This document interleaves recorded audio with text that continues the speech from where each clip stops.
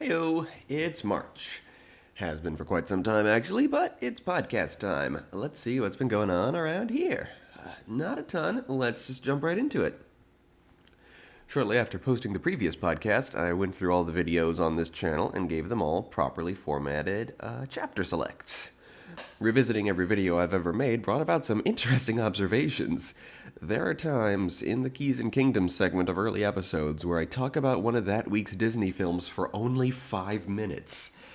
That is insane how that turned around. As I alluded to in the video description of the previous podcast, the Keys and Kingdoms segment definitely has to be its own podcast once we hit Phase 2.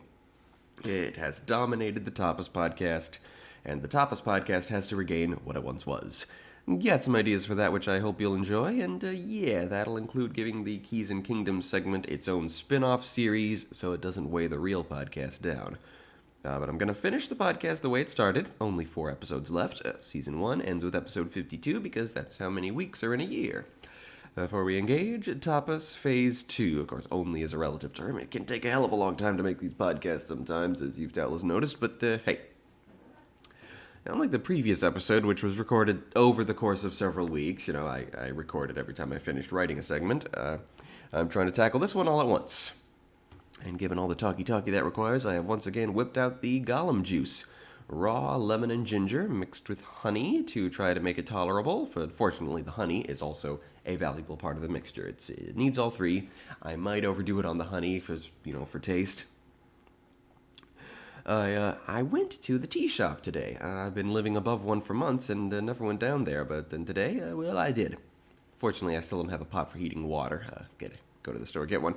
I guess I could just microwave a bowl of water like I do when I make the Gollum juice, but on the other hand, might as well do my best to get rid of this bottle of lemon juice. So today, last hurrah for Gollum juice, and next time it'll be a proper spot of tea. Jumping right into the Keys and Kingdoms segment, we've got 3 films today, the films of 1997. We're starting with that year's entry in the animated canon. It's Hercules, Clements and Musker's executive-mandated take on Greek mythology, though while Disney are notorious for completely butchering every piece of source material they've ever had, their take on Greek myth is probably the most notorious instance of this. Quite apart from calling Hercules by his Roman name, but every other character by their Greek names, that's common. Hercules is just a better-known name, while most of the other characters are better known from the Greek version. This alleged Greek mythology film, as many fans have noted, is really more Disney's take on the story of Superman. Or Jesus, depending on who you ask. It definitely takes that fairly common Christian perspective on Greek mythology. With Zeus in the role of God and Hades in the role of Satan, which is, now that I think about it, that actually is rather apt, but not in the way people think. The Christian God is a petty, jealous, spiteful maniac, and Satan is the only honest person in the story and gets his ass imprisoned for it, so yeah. But anyway, Zeus as a fatherly, kindly figure, and Hades as the prince of evil and darkness. That's accurate to how the ancient Greeks viewed Zeus and Hades, but our modern sensibilities realize that if you read the actual stories, those supposed traits don't hold up to scrutiny. Like how everyone on Happy Days always says Fonzie is cool, even though he's ridiculous, but all the kids who watched the show growing up thought he was actually cool, because that's what the dialogue said. Same principle by which people think the Christian God is good and loving and Satan is the prince of lies, because that's what the book claims, but that's not remotely what their actions display. Ancient writers, show don't tell wasn't a thing yet, so they told you that the good guys were good and the bad guys were bad in lieu of having them behave that way. And then some people actually bought it, and to this day, some people still admire God and Fonzie. Anyway, like all the films in the second half of the Renaissance, nobody liked it when it came out, but unlike its companions, it hasn't been as thoroughly vindicated. There are very much still people who come out of Hercules and go, yeah, what the hell was that? And I get it, I do, but overall, this is one of Disney's funniest films, with one of the best romantic plots they've ever done, and by far the most entertaining and charismatic villain they've ever had. So let's get into it. Also, the Russo brothers, directors of Winter Soldier, Civil War, Infinity War, and Endgame, are working on Disney's live-action remake of this film. There's talk of it setting up a cinematic universe with it. Fuck that shit, let's just watch this movie. We open in a museum full of classical Greek pottery and statuary. The film's overall aesthetic sees this sort of Greek art converted into 2D animation. a technique which would be repeated, but with traditional Chinese paintings, in the following animated canon film, Mulan, giving both films a very unique style of character design. Charlton Heston narrates about classical Greece, but doesn't get far before he's interrupted by the Muses, who hijack Heston's narrator role.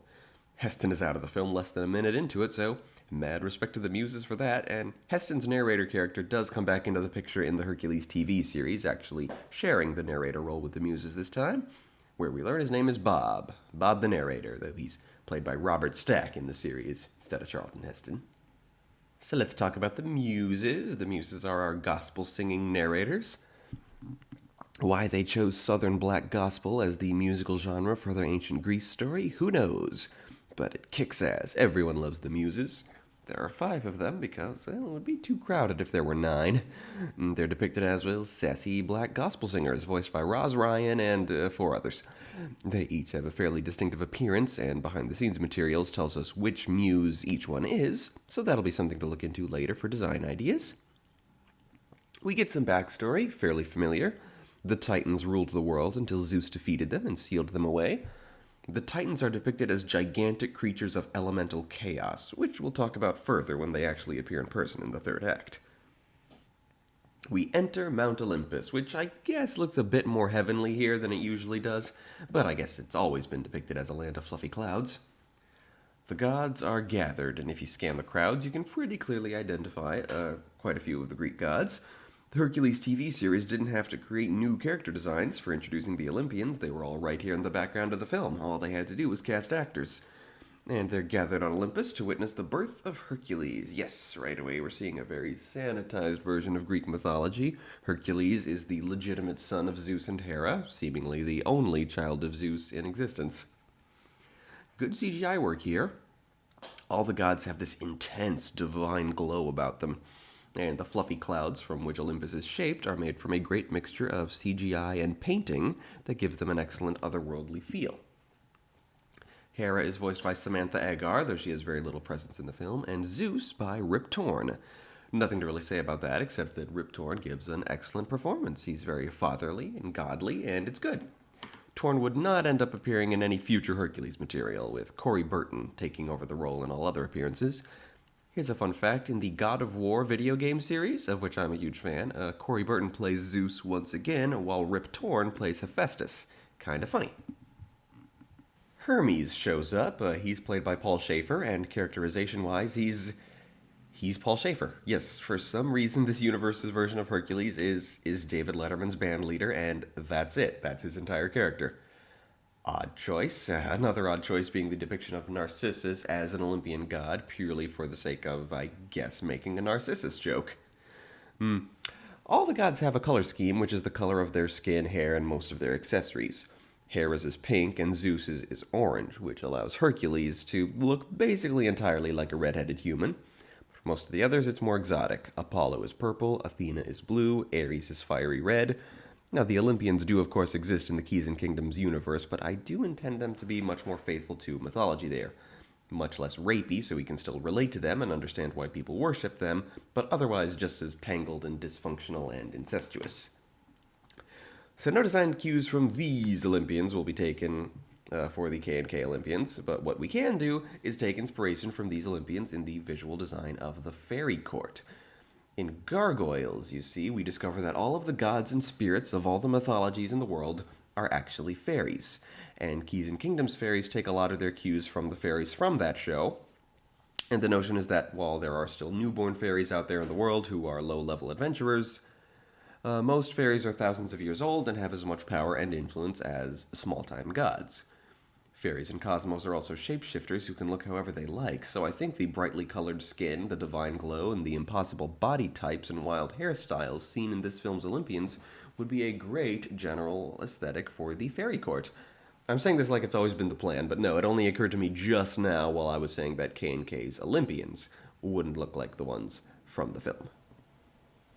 On this, the day of Hercules' birth, Zeus shapes a winged colt from clouds, names him Pegasus, and gives him to Hercules. That's one unexpectedly accurate thing Disney did here. Not the part where Pegasus was made for Hercules by Zeus, but the part where Pegasus is an individual, not a species.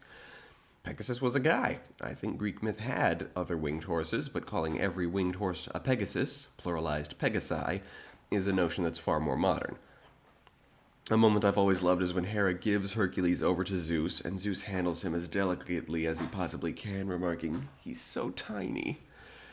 That's fatherhood right there. I'm not a father, and never really had a father, but I connect with that moment so hard, just as a man, I guess. They say a man never really processes the fact that he's a father until he holds the baby in his hands.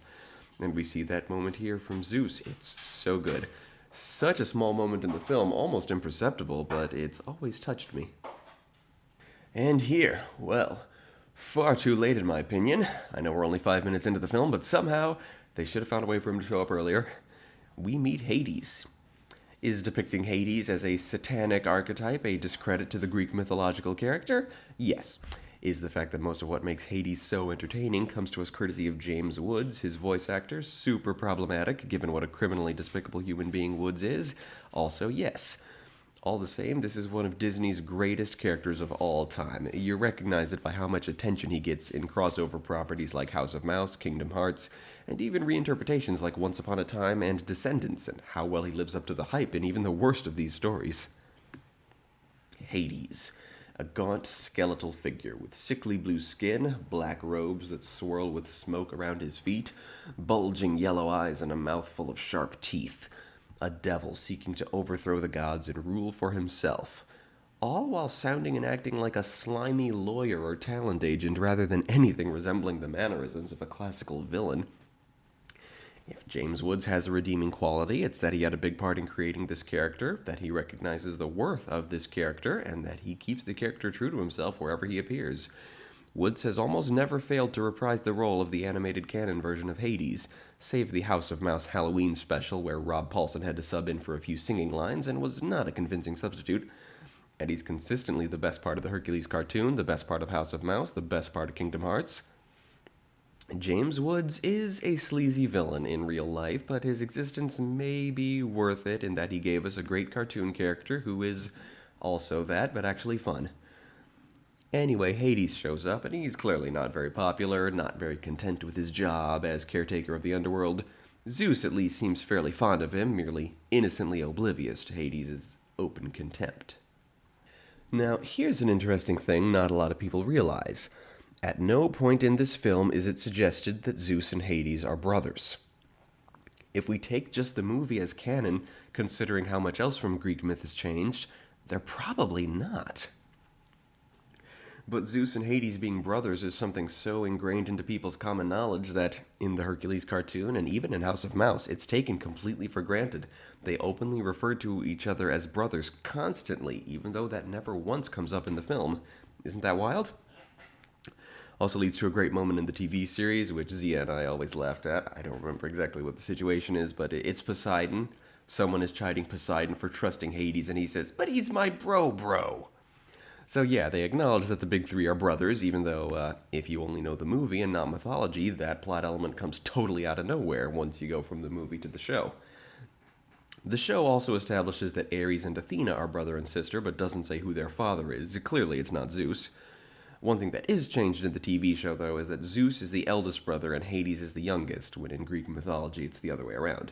I guess it makes more sense for their dynamic, since usually it's the eldest brother who becomes king while the youngest gets the crummy side job. And, they wanted to make that dynamic come across. After the party, we follow Hades back to the underworld with all its usual trappings. The river Styx, Cerberus the three-headed giant hellhound, a skeletal boatman, I'm guessing is Charon. Funny thing about Cerberus, he has less than 10 seconds of screen time in this film. Maybe he shows up more in the TV series, I can't remember, but still, super minor character here in the film, if you can even call him that. Yet, very much a recurring adversary in Kingdom Hearts. As for Charon, well, I can see why he's not in the TV series. He's terrifying. He's like something out of the Black Cauldron, only slightly defanged by this film's art style. He's not appropriate for Saturday mornings. Regarding such characters, I do like how Cerberus is designed with a mouth full of sharp teeth, instead of a real dog who has some blunt teeth in the front. Nope, all sharp. I've always liked that, and regarding Charon, well, I was working on some family tree stuff for the Olympian gods. I realized I hadn't found any family tree for Charon. I did find it eventually, found out who Charon's parents are and where he fits on the family tree, but with that seed already planted in my head, I decided to make Charon's origins completely mysterious. That sort of thing is virtually unheard of in Greek mythology, where every character is descended from Gaia, and it's quite easy to trace everyone's lineage back to her. So, Underworld. Good design, I like it. However, the Greek underworld should not be an inherently scary place. It's not hell, it's where everyone goes when they die. And there's a good part, a neutral part, and a bad part. And I'd hazard a guess that Hades himself lives near the good part. I'm pretty sure that's how it's mapped out in the myths. Anyway, immediately upon Hades' arrival back in the underworld, we meet two of this film's more iconic characters. Characters with no counterparts in Greek mythology because, well, they're imps, which are not Greek. Pain and Panic, played respectively by Bobcat Goldthwait and Matt Frewer. Bobcat is, well, Bobcat, and Matt Frewer plays this neurotic, nebbish sort of character, which I assume is much more Frewer's usual style.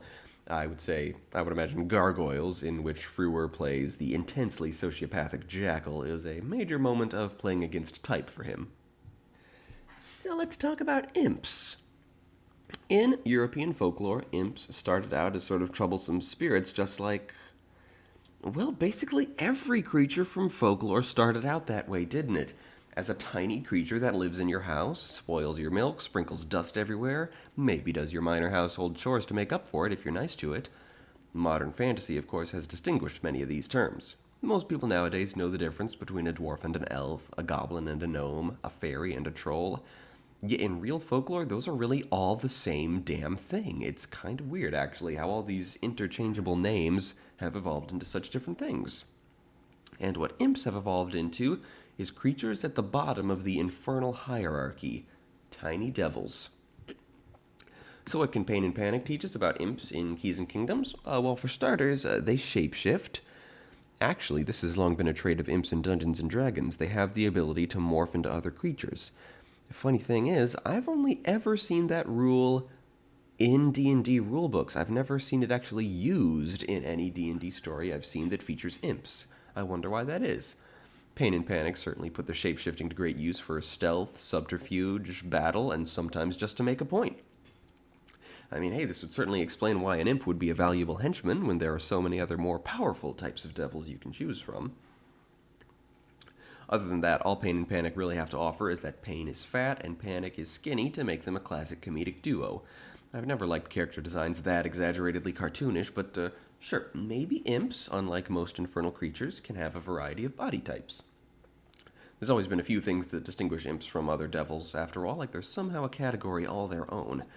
I will note that in 5th edition D&D, mephits, which are elemental creatures with a strong resemblance to imps, look quite a bit like Panic, with their sleek bodies, back-swept horns, and long pointy noses. I think I would lean into that comparison visually for an overt little Disney shout-out. Another thing I'd like to mention, in Vivziepop's Hell universe, I would have never noticed this myself, but it was pointed out to me that in those cartoons, female imps have straight black horns which are segmented, while male imps have curved horns which are striped black and white. I think I'd make that true of K&K imps as a shout-out.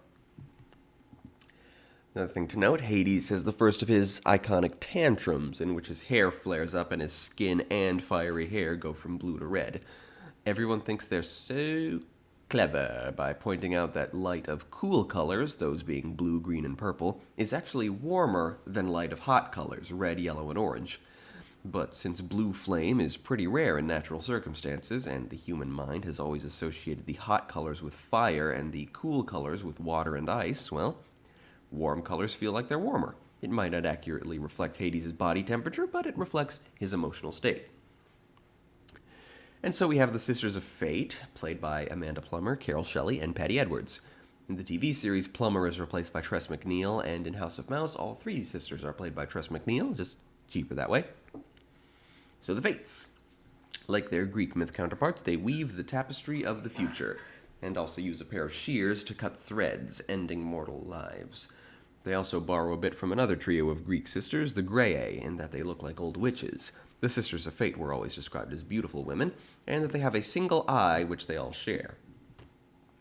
I do like these characters. They're effective as the means for Hades to acquire the prophecy that kicks off the story. They have a neat comeback at the end, and they're just generally creepy. I also like the fact that since they're omniscient, they rebuff every conversational and rhetorical statement Hades makes with "we know," much to his annoyance. Sisters of Fate and K&K, well, I had the idea that since both Greek and Norse mythology exist in the K&K setting, the Norns, the goddesses of fate from Norse mythology, will also moonlight as the Fates. They're primarily the Norns, and they live in the northern part of the K&K world, but they're also active in the east, the Greek part, and they're known by different names there. And I just realized I stole that idea from the episode of the Hercules TV series that's set in Norse mythology, which includes a little gag that reveals the Fates moonlight as the Norns. Well, hey, it's an easy conclusion to reach, isn't it? If both Greek and Norse mythology exist in your universe, then it makes sense that there's only one set of 3 Sisters of Fate, right? So they make the prophecy. In 18 years to the day, the planets will align. A harmonic convergence which will allow Hades to free the Titans from their prison and attack Olympus, defeating Zeus and installing Hades as king of the gods. But if Hercules takes part in the battle, Hades will lose. So, the time comes for Hades to go into a vault and whip out a little something I suppose he was waiting for the exact right moment to use. A potion which will make the god that drinks it mortal.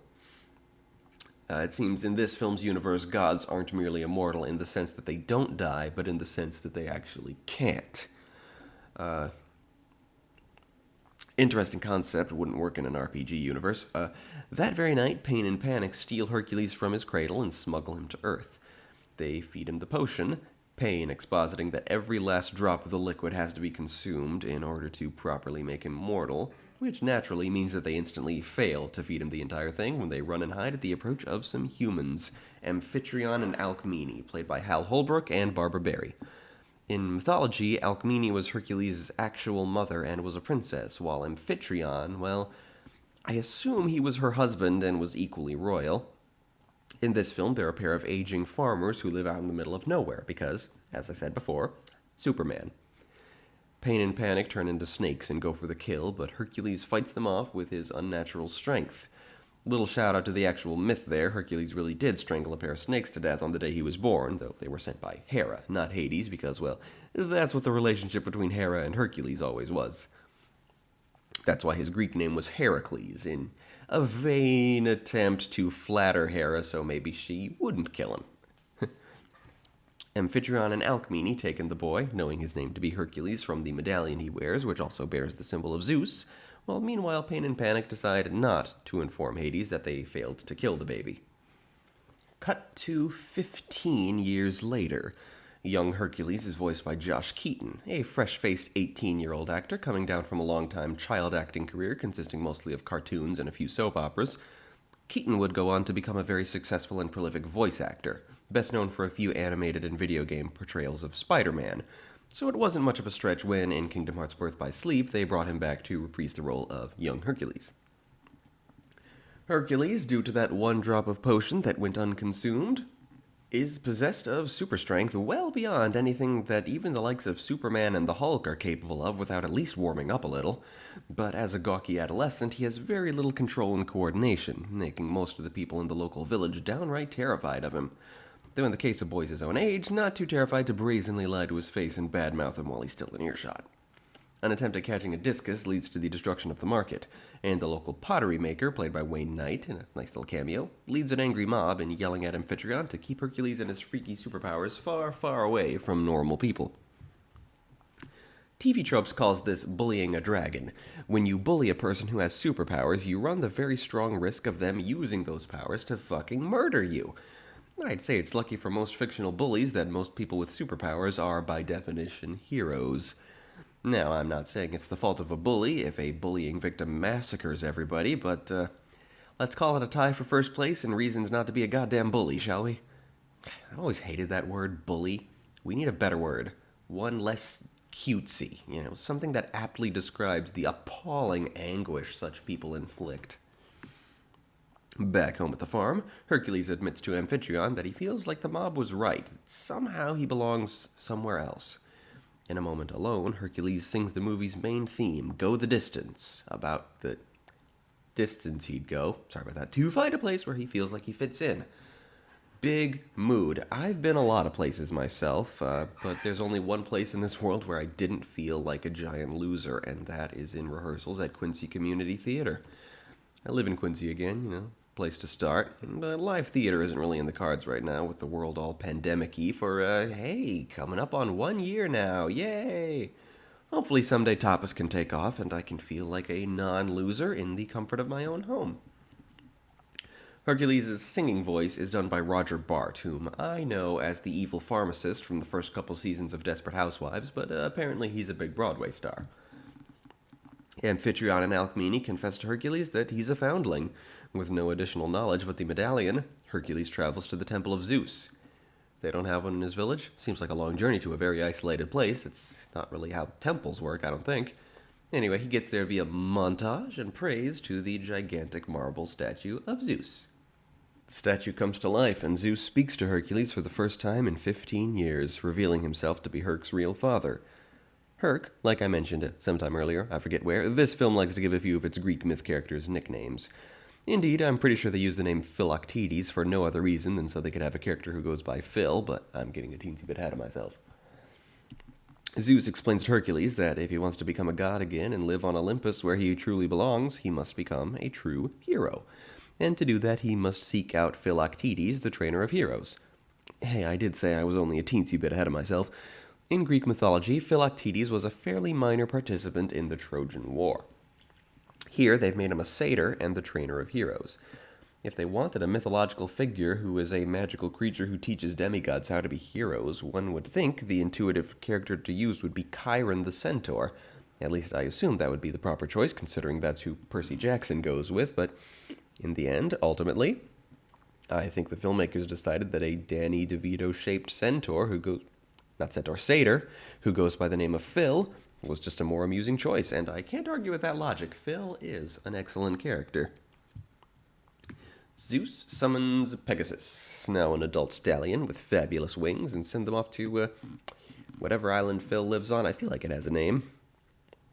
And my gosh, there's no voice actor listed on IMDb for Pegasus. I feel like there's someone hamming it up in there for sure, but no, not even a listing of an uncredited Frank Welker, which usually goes on every IMDb page of any cartoon with animal sounds in it, whether or not Frank Welker was actually in it, Yeah, Roger Bart can hold the hell out of that last note. Hercules gets to the island and soon meets Phil, a satyr played by Danny DeVito, who, as satyrs do, is perving on some nymphs. Nymphs are a massive part of Greek myth, and there are different kinds of nymphs for every imaginable natural environment. For myself, I think I'm going to narrow it down to just 3 kinds in the K&K universe. Dryads for trees and forests, nereids for seas and oceans, and naiads for freshwater. In older fantasy works of mine, I tended to use the name nymphs to describe creatures that were basically pixies but slightly larger. Stewards of the seasons and elements, as I believe I discussed a very, very long time ago when I covered Fantasia. Not sure exactly what my status was at the time, but however, due to the large role nymphs play in the family tree of the Greek deities I'm using in Cosmos, I've decided I should use the name nymphs to describe the dryads, nereids, and naiads of those stories, as is mythologically accurate. My stewards of the seasons I'll be calling sylphs. Creatures originating in the works of Paracelsus as a combination of nymphs and air elementals. So I'm doing that, just not restricting them to the air element. As for Phil, as I alluded earlier, he is very much a Danny DeVito type, which is not really what you expect from satyrs. Sure, Phil has the defining characteristic of the mythological satyr, even if it comes up only occasionally, in that he's crazy about beautiful women, but in my mind, the thing about satyrs is that, well, they don't just like to fuck, but they're also fuckable, like women would actually go for them, as a fling. You kind of have to get to know Danny DeVito before you'd want to sleep with him. So I guess all I can say on this subject is that when Phil appears in Kingdom Butts, he will be more traditionally satyr-like in that manner. Now, there are a lot of goats on Phil's island, which I had forgotten. It's kind of a thing in fantasy, isn't it? That animalistic humanoids domesticate the animals that most resemble them. You especially see it in Dungeons & Dragons. Gnolls tame hyenas, Sahuagin tame sharks, Bullywugs tame giant frogs. The only exception I can think of is kobolds, who despite being reptilian have an affinity for rats and weasels, though I haven't actually seen that trait of theirs recently. It's just kind of weird, you know? I want to write a scene in some D&D related story where somebody talks about how that's really just an annoying stereotype, that like nobody ever expects human culture to completely revolve around apes, right? So yeah, this is new. I don't think I've ever seen a satyr who is also a goat herd, and I feel like there are probably some examples from mythology of animal-like humanoids whose livestock is the animal they resemble, but nothing come to mind. I just think it's a bit unrealistic, is all. Hercules asks Phil for hero training, but Phil turns him down. He's retired. Cue the two words joke that would become hella overused in Kingdom Hearts. It doesn't wear out its welcome here in the film, and I don't think it was overused in the Hercules cartoon. Not sure. I'll find out later. Phil invites Hercules into his home and shows him the memorabilia from all the heroes he's trained. Jason, Achilles, Odysseus, Perseus, Theseus. A lot of yesses, as Phil says. I would have phrased that line a lot of CS's, more accurate, but the line as it stands is still iconic. All of them miserable failures. Okay, first of all, I think some of these characters turn up alive and well in the Hercules TV series, though from what I remember, they are depicted as being washed-up losers, so at least they remembered this line, and if all of these guys are losers, then why does Phil have a reputation as the trainer of heroes? Maybe the idea is that he was good at it very long ago, but there just aren't good heroes in Greece anymore? I guess that makes sense. Phil admits that, yeah, he once dreamed he could train a hero so great that the gods would hang his likeness in the stars, but it never came to pass. Hercules tries to prove he's better than those guys by demonstrating his super strength, and Phil is tempted but continues to reject Herc's pleas until, one verse into his sidekick song, a lightning bolt from the heavens confirms Herc's claims that Zeus is his father and will not be taking no for an answer. So we have Phil's song, One Last Hope. Danny DeVito carries the tune really well. I'm thinking it must have been a challenge to brush up DeVito's singing chops. A challenge Disney had the means to undertake, but Illumination could not, because DeVito does not sing in the Lorax. There's a song, Biggering, which was deleted from the Lorax, in which, well, Ed Helms' Onceler sings, while DeVito's Lorax just kind of talks back at him to the rhythm, you know? It was a terrible song. Replacing it with How Bad Can I Be was the right call. That song is flawed, but not terrible. But here, yeah, DeVito sings, and to my personal tastes, sidekick songs are second only to villain songs, and this movie doesn't have a villain song, though it does have an anti-love song, which edges out the sidekick song as the best in the film. So in this musical montage, Phil trains Herc in the basics of heroism, namely combat and, other stunt work stuff. And over the course of the montage, Hercules' miserable coordination and dexterity improve, and 3 years later, the not-quite-18 Hercules is not only much larger and more muscular than he was at 15, but he has the skills of an actual warrior, not merely his clumsy Hulk-like strength. This montage introduces another of Phil's traits, which is rather flanderized in expanded universe materials, his long list of rules for being a hero, and his tendency to cite them by number. Kingdom Hearts in particular flanderizes this trait in a really weird way. The first Kingdom Hearts game has Hades be the one who cites numbered rules, acknowledging that he's cribbing this shtick from Phil. But then all subsequent Kingdom Hearts games act as if this is a thing Hades does instead of a thing Phil does, while Phil's only running gag is the two words joke. Hercules, now voiced by Tate Donovan, despite, again, being not even 3 years older, the timeline of the film in regards to Hercules' age is kind of weird. But anyway, Hercules reckons he's ready to leave the island and start facing some real conflicts where he can perform some heroics. Phil reckons he's not wrong, so they set off for the mainland. They're only flying for a few seconds, it seems, when they hear the scream of a damsel in distress and swoop down to intervene, Herc's first field mission. They come upon Nessus, the river centaur, played by Jim Cummings, terrorizing a young maiden. Nessus is a lot tougher than you'd expect, in that this battle lasts 3 strikes. Nessus gets in 2 blows, both of which knock Hercules flat, but then Hercules gets 1 hit in, and boom, battle over. And considering what we've seen of Herc's abilities, I give the centaur credit for doing as well as he did. No, wait, I stand corrected. Nessus does survive that hit. and Hercules has to grapple him for a bit before truly ending the battle, but still, powerful centaur. Hercules tends to the young maiden, Megara, aka Meg, played by Susan Egan, one of the more cynical and snarky women in the Disney canon. She thanks him and heads off on her way, while Hercules and his companions continue their flight to Thebes. We stay with Megara as she watches them fly away, and soon she's joined by Pain and Panic, and after them, Hades, returning after the time skip, his celestial deadline looming near. Meg is one of his agents, tasked to recruit Nessus for his team. Meg tells her story, and Hades recognizes the name Hercules a few seconds before his unfortunate imps do. Hades' rage burns down much of the forest.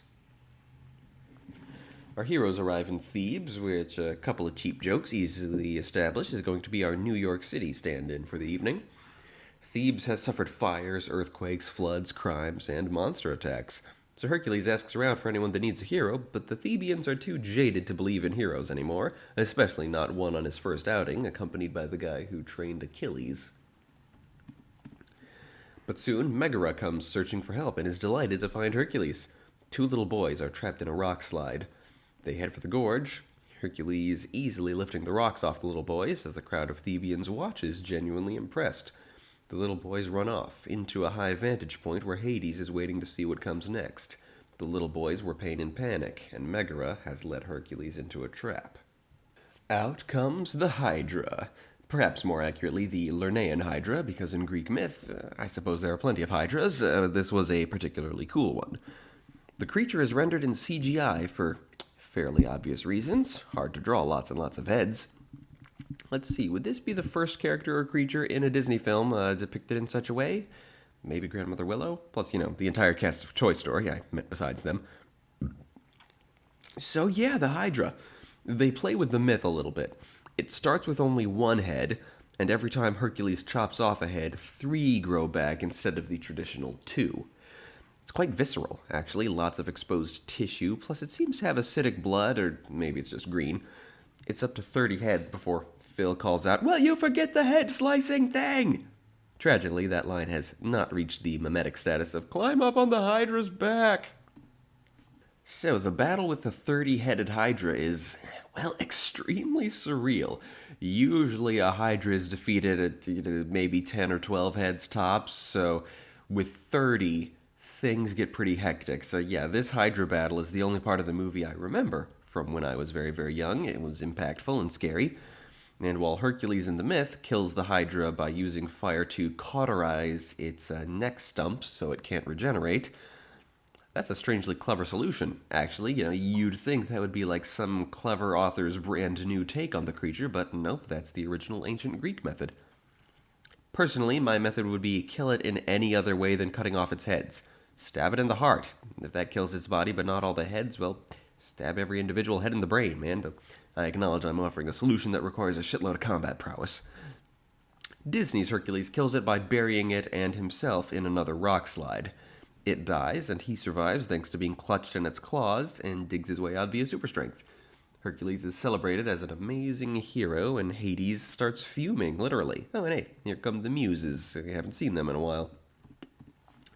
Before we get to the hero montage, let's talk a teensy bit more about Hydras, shall we? Or Hydrae, as might be the proper plural. I don't know. First of all, one final interesting feature of the one from this film is that while most Hydras have either a big fat snake body or a more traditionally reptilian one with 4 legs, this Hydra crawls around on a mere 2 legs, which is awesome.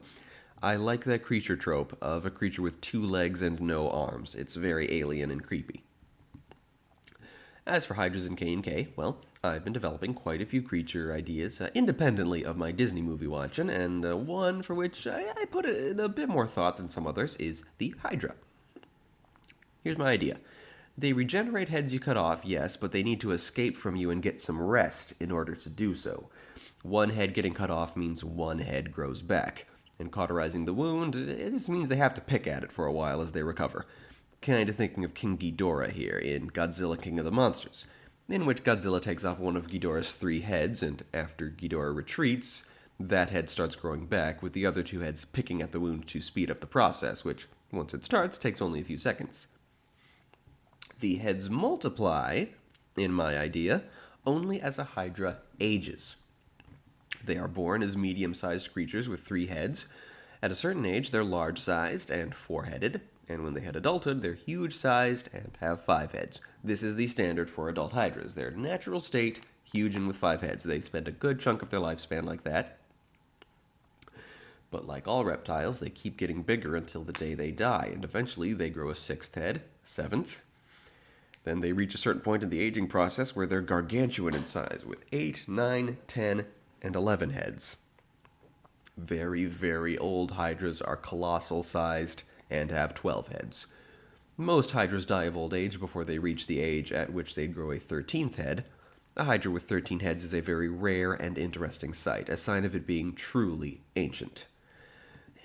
If you pause to count the heads and notice that it's around baker's dozen, then you're probably dead.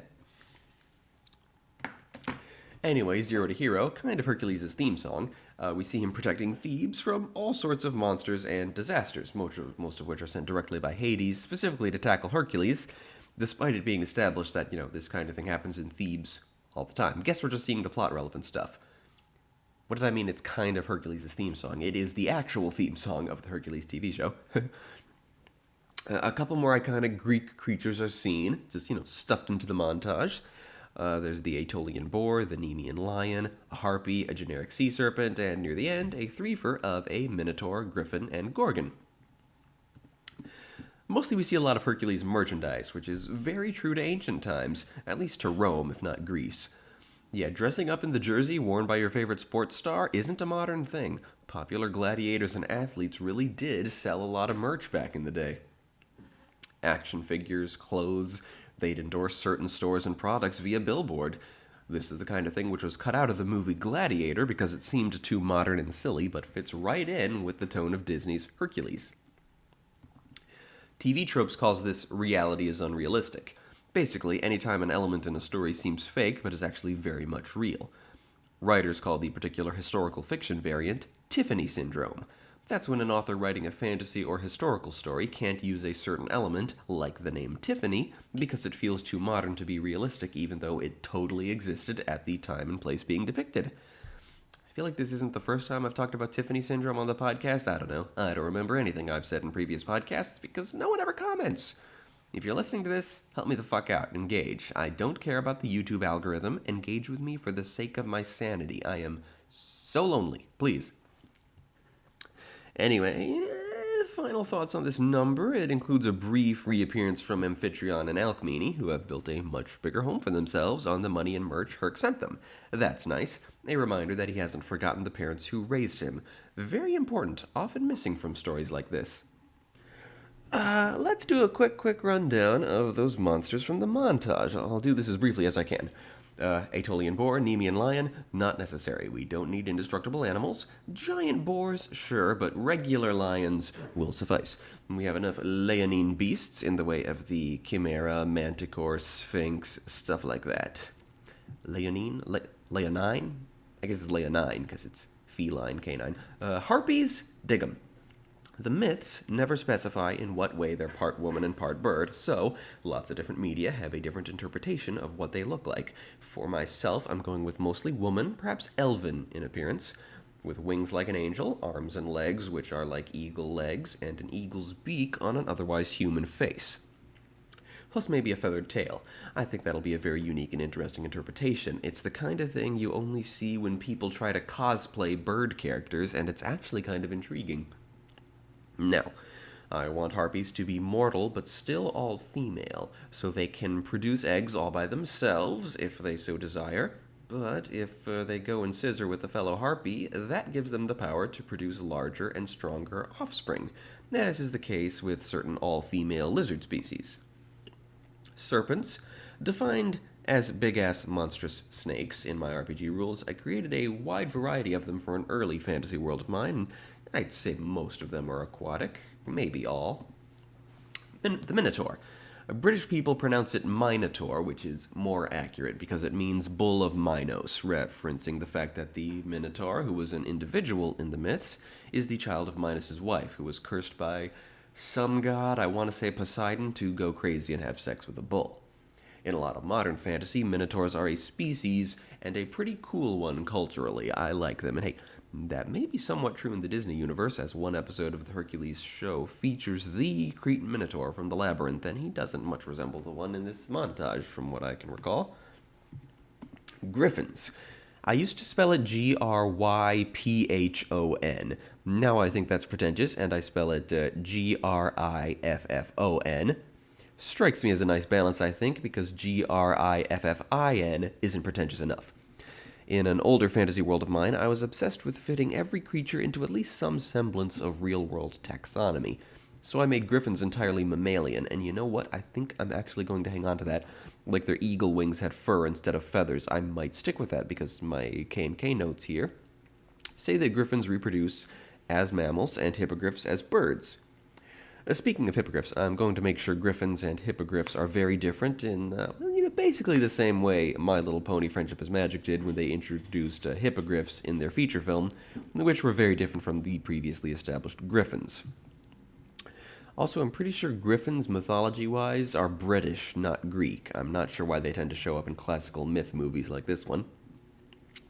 And finally, gorgons. The gorgon here in this movie is very fat and grotesque. Medusa herself appears in the Hercules TV series, and she's actually quite attractive, and Hercules dates her for an episode. In mythology, there were 3 gorgons, Medusa and her 2 sisters, all of them deadly and monstrous, with Medusa in particular being much more hideous and powerful than the other 2. I forget exactly what the differences were and why. I know Medusa in particular was formerly human and cursed by Athena. I don't know how her sisters fit into that story. In Dungeons & Dragons, Medusas are an entire species, a plurality of snake-haired babes, while gorgons, confusingly, are metal bulls similar to the mythical Calcatar. For myself, I'm going to call my damn Calcatars Calcatars, but there still will be a distinction between gorgons and Medusas. A gorgon will be like more traditional, hideous depictions of Medusa, enormously fat with a snake tail and tusks, bronze claws, dragon wings, though merely with grasping thorns for hair, not snakes, and the petrification attack being a beam which can be dodged and turned on and off. Whereas Medusa, since the Greek gods exist in Cosmos, I'm keeping her backstory. Only instead of merely being a consort of Poseidon, potentially against her will and most certainly with a power gap, and Athena blaming her for it, she was banging Poseidon and also sabotaging Athena's political pursuits on Poseidon's behalf, with Poseidon granting her supernatural beauty in return. In retaliation, Athena turns Medusa's 2 sisters into the first gorgons of the sort I described above, but Poseidon's gift of beauty means Medusa herself is turned into a much more attractive humanoid variant on the gorgon, which, after Athena's trick, becomes a rather routine punishment for mortal vanity among gods and fairies, come to be known as Medusas. Lots more to that story and all that it implies in the changed context from ancient Greece to Cosmos. Well, in general, making Athena more of a base breaker rather than definitely in the wrong. But we gotta move on. That wasn't brief at all. Back to the movie. After the montage, Hades is 24 hours away from his celestial deadline and furious at his failure to defeat Hercules with any of the monsters at his disposal, particularly after noticing that Pain and Panic have been buying Hercules merch, and decides that what he needs to do is send Meg down to seduce some information out of Herc, figure out what his weakness might be. He takes the opportunity to remind Meg / inform the audience of why she works for him in the first place. She sold herself in service to Hades to save the life of her boyfriend, and her present-day jadedness is not only due to working off that debt in Hades' schemes, but also because said boyfriend almost instantly left her for another girl. Hades promises to end Meg's contract if she comes back with the answer to how to defeat Hercules. Meanwhile, Hercules is speaking once again to the statue of Zeus. Presumably, with Hades having mentioned there are 24 hours to the harmonic convergence, this is, the day before Hercules' 18th birthday? Hey, it's gonna be some birthday. Hercules asks Zeus if this means he's a real hero and can come to Olympus now, but Zeus tells him there's more to being a hero than fighting monsters and gaining world renown. That if Zeus tells Hercules what makes a true hero, Hercules will never discover it for himself and never make it. Hercules is dejected. Next day, Hercules is posing for a painting, a shield, a club, the Nemean lion skin.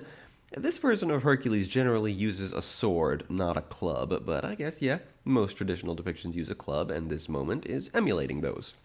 Also, the skinned Nemean lion looks a heck of a lot like Scar in one of the more amusing Disney cross-references ever, particularly when you consider that in The Lion King, Zazu muses about making a rug out of Scar.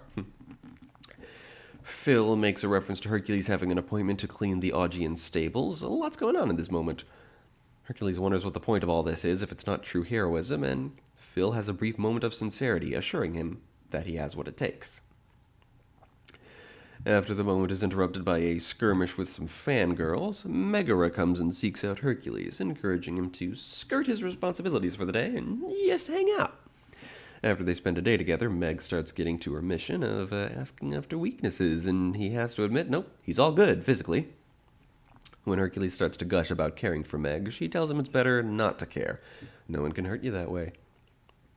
My mom never thought Herc and Meg really fit together, him being so pure and innocent and her so weathered and cynical, but I think it's actually pretty good, you know?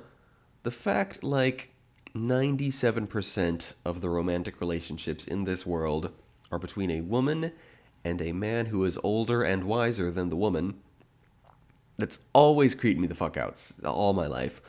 Nothing wrong with an age gap in principle. Your odds of finding a partner of your exact age are low. But the fact that the man is always older says pretty creepy things about the character of humanity as a whole, in my opinion. And Disney has some good inversions of that. Megara is, if not actually older than Hercules, then certainly the more experienced and jaded one. Going back a year, Esmeralda is older and wiser than Quasimodo, even if she ends up with the twice her age Phoebus. Point is, at least it started with that nice switch of dynamics. I like that. I like it when a boy can be a manic pixie dream girl. I'd like to see more relationships between two equals. But for the time being, especially when that time is 1997, seeing a nihilistic woman become charmed by a naive younger man, but not much younger, is a nice thing. Phil tracks down Hercules and yells at him for ditching their obligations, and Hercules goes back to the stadium with him. And Meg sings her song, I Won't Say I'm in Love, backed by the muses, like I said. One of my favorite songs in the Disney catalog, you know, an anti-love song. Our heroine's staunch refusal to go through heartbreak again, her denial that she will ever love again. It's really good. The movie doesn't say much about why Meg has these trust and intimacy issues. And it doesn't have to. Hades' 10-second long explanation of her past, that single devastating moment that broke her, is all we need. It's so good. No origins in Greek mythology from what I can tell. The movie had no reason to give us a jaded washout of a love interest, but by gum they did it, and it is heart-wrenching. Just like they had no reason to make their devilish villain act like a gay Jewish lawyer, but by God, this weird-ass film just works in so many ways, purely on the strength of its characters. Clements and Muskerman, dream team. So on that subject, Hades appears before Meg and asks her for the weakness he can exploit, and she refuses. The scene is full of iconic Hades quotes, the I own you bit, the he's a guy bit. And the way the scene ends, a moment I find underappreciated, when Meg declares that regardless of Hades' intent, Hercules has no weaknesses. She turns around to find Hades uncomfortably close to her face, wearing a massive toothless smirk and replying, I think he does, Meg. I truly think he does. Chills. So many chills. So, Hades approaches Hercules. Well over an hour into the film, and not only are the hero and villain meeting for the first time, this is the first time Hercules even finds out that there's a villain in the picture at all. Kind of unusual. Hades approaches Hercules and is very direct. He's planning a hostile takeover, and he wants Hercules to stay out of it. Hercules doesn't find that remotely reasonable, but Hades reveals Meg in chains as his leverage. Hades presents his deal. Clements and Musker villains do so love their deals. The terms: Hercules give up his super strength for 24 hours. In exchange, Meg is unharmed. Hercules has to wonder who else is going to get hurt in this bargain. But Hades makes it clear this whole thing about Meg's safety is a limited time offer, so Hercules accepts in a panic, shaking Hades' hand and being drained of his godly power. Hades frees Meg from both her chains and her servitude to him, taking the moment to twist the knife in Hercules by revealing that Meg was in his employ from the start. Ugh, Hercules with his strength drained is kind of unsettling. All of his colors are muted, and he looks older, wearier, like he can barely stand, which I guess makes sense. He's not remotely accustomed to living with normal human strength, even if all he's doing is walking. I'm sure that takes effort he's never had to exert before. And ooh, what is that cool thing pulling Hades' chariot? On close inspection, I guess it's a griffin, but black and with bat wings. Cool. Guess a nightmare. I've been thinking nightmares do have wings in K&K. Why not, yeah? So, the planets align, the harmonics converge, and the ocean parts to reveal the Titan's undersea prison. This is the only scene where Hades tries to talk like a classical villain, and he really can't pull it off. It's pretty hilarious. Now, this is a pretty horrific scene, actually, with the 5 Titans, well, 4. One is always off screen until Hades sends him off on his side quest, just marching through Greece. The Titans are as tall as mountains, and they correspond to the 4 elements, but in a twisty way. Rock instead of earth, ice instead of water, lava instead of fire, and wind instead of air. You see? The Rock Titan is a massive hulk with 2 strange reptilian heads. The Ice Titan is a skeletal figure with a dragonish face. The Lava Titan is more oozing liquid than living thing. And the Wind Titan is simply a tornado with arms and a face. They're named Lithos, Hydros, Pyros, and Stratos, just derived from the words for the 4 elements, but most people simply know them by the descriptives like Rock Titan and Ice Titan, since those are the only names they go by in Kingdom Hearts, which gives them, like a lot of other Hercules elements honestly, a disproportionate amount of attention. Now, in Greek mythology, the Titans, well, there were way more than 5 of them for starters. There were 12 in the core group of children of Gaia and Uranos, and plenty of others besides them. Some descended from Gaia and her other husband, and the Titans had plenty of children with each other and with nymphs and stuff, and those children were also Titans. Now, this movie isn't the only story I've seen that depicts the Titans as elemental giants the size of mountains. The God of War series does that too. They're a lot more humanoid in that than they are here, but still very elemental-y. Other depictions make them less elemental, but still extremely massive giants. And I've long been fond of the word Titan, referring to an elemental giant even bigger than a regular giant. I do like that definition, but in Greek mythology, it seems pretty clear that the Titans are just gods, exactly like the Olympians, because 2 of the Titans are the parents of the Olympians. Classical art depicts them as looking totally human, same as the Olympians usually do, and that makes sense to me for the K&K universe. In that universe, the definition of a Titan is, well, Gaia and all of her celestial descendants, except for the 6 children of Kronos and Rhea, who, via, let's say, prophecy, are classified as a different type of celestial, Olympians. Those 6 are Olympians, and so are their children, but not their grandchildren. The divine grandchildren of Olympians, such as Pan, are called Arcadians, because Pan, son of Hermes, was the first one, and he lives in Arcadia instead of Olympus. So I knew that if I was to create creatures inspired by the Titans from here in Disney's Hercules, which was a thing I absolutely had to do, they would not be Titans. Because at least in the K&K universe, Titans are straight out of the original Greek myths. The solution I actually found in a topic I coincidentally also discussed last time when a Zaratan popped up in Aladdin and the King of Thieves.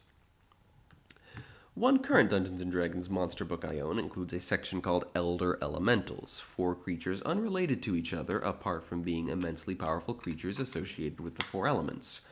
Representing Earth was the Zaratan, the massive island-sized turtle from Arab folklore. For water, the Leviathan, the mighty sea serpent from the Bible. For fire, the Phoenix, the immortal fiery bird from ancient Greek myth. And for air, the Elder Tempest, a winged serpent seemingly resembling any number of winged air serpents appearing in all sorts of cultures, mostly Mesoamerican and Aboriginal Australian. Now, I couldn't just do that, because I already had phoenixes and leviathans in my fantasy bestiary, along with a number of rainbow serpents, and, well, no Zaratans, because that page on Elder Elementals was the first time I'd ever heard of them, but I threw them in as something more faithful to the original mythology, so sorry, I probably said all that in the previous episode, but then I went on to talk more about Zaratans, I think, in lieu of going into what Elder Elementals will be in K&K. The answer is basically the 4 elemental titans from Hercules, although Based on my creature notes here, I was basically combining these titans with the D&D Elder Elementals. Hey, that's a good idea. Nice one, me, with a few other attributes. So the Earth Elder in the case of K&K, well, for one thing, I combined it with another idea I had in my notes, the Living Mountain, based on the depiction of Mount Aconcagua way back in Saludos Amigos.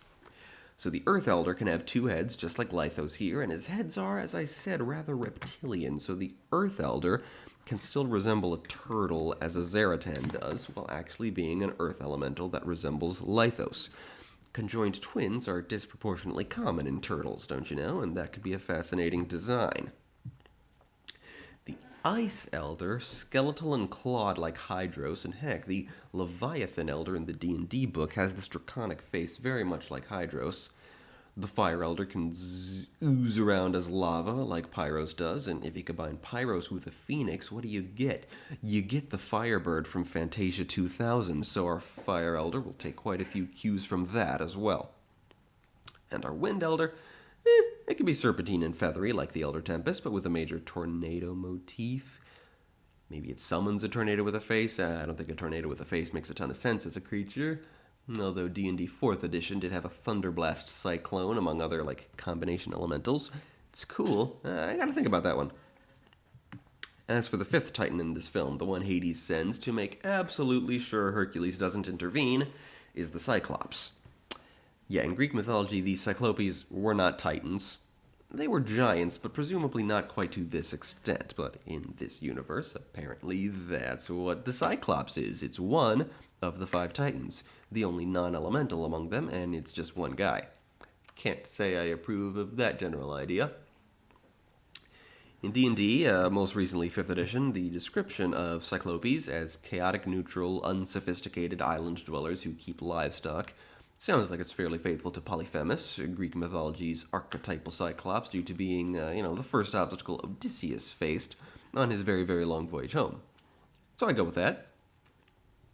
In Cosmos, the influence of Norse mythology suggests to me that all giants in the world come from Jotunheim, but I'm thinking some giants made their way east, got influenced by Eastern magics, and became the Cyclopes.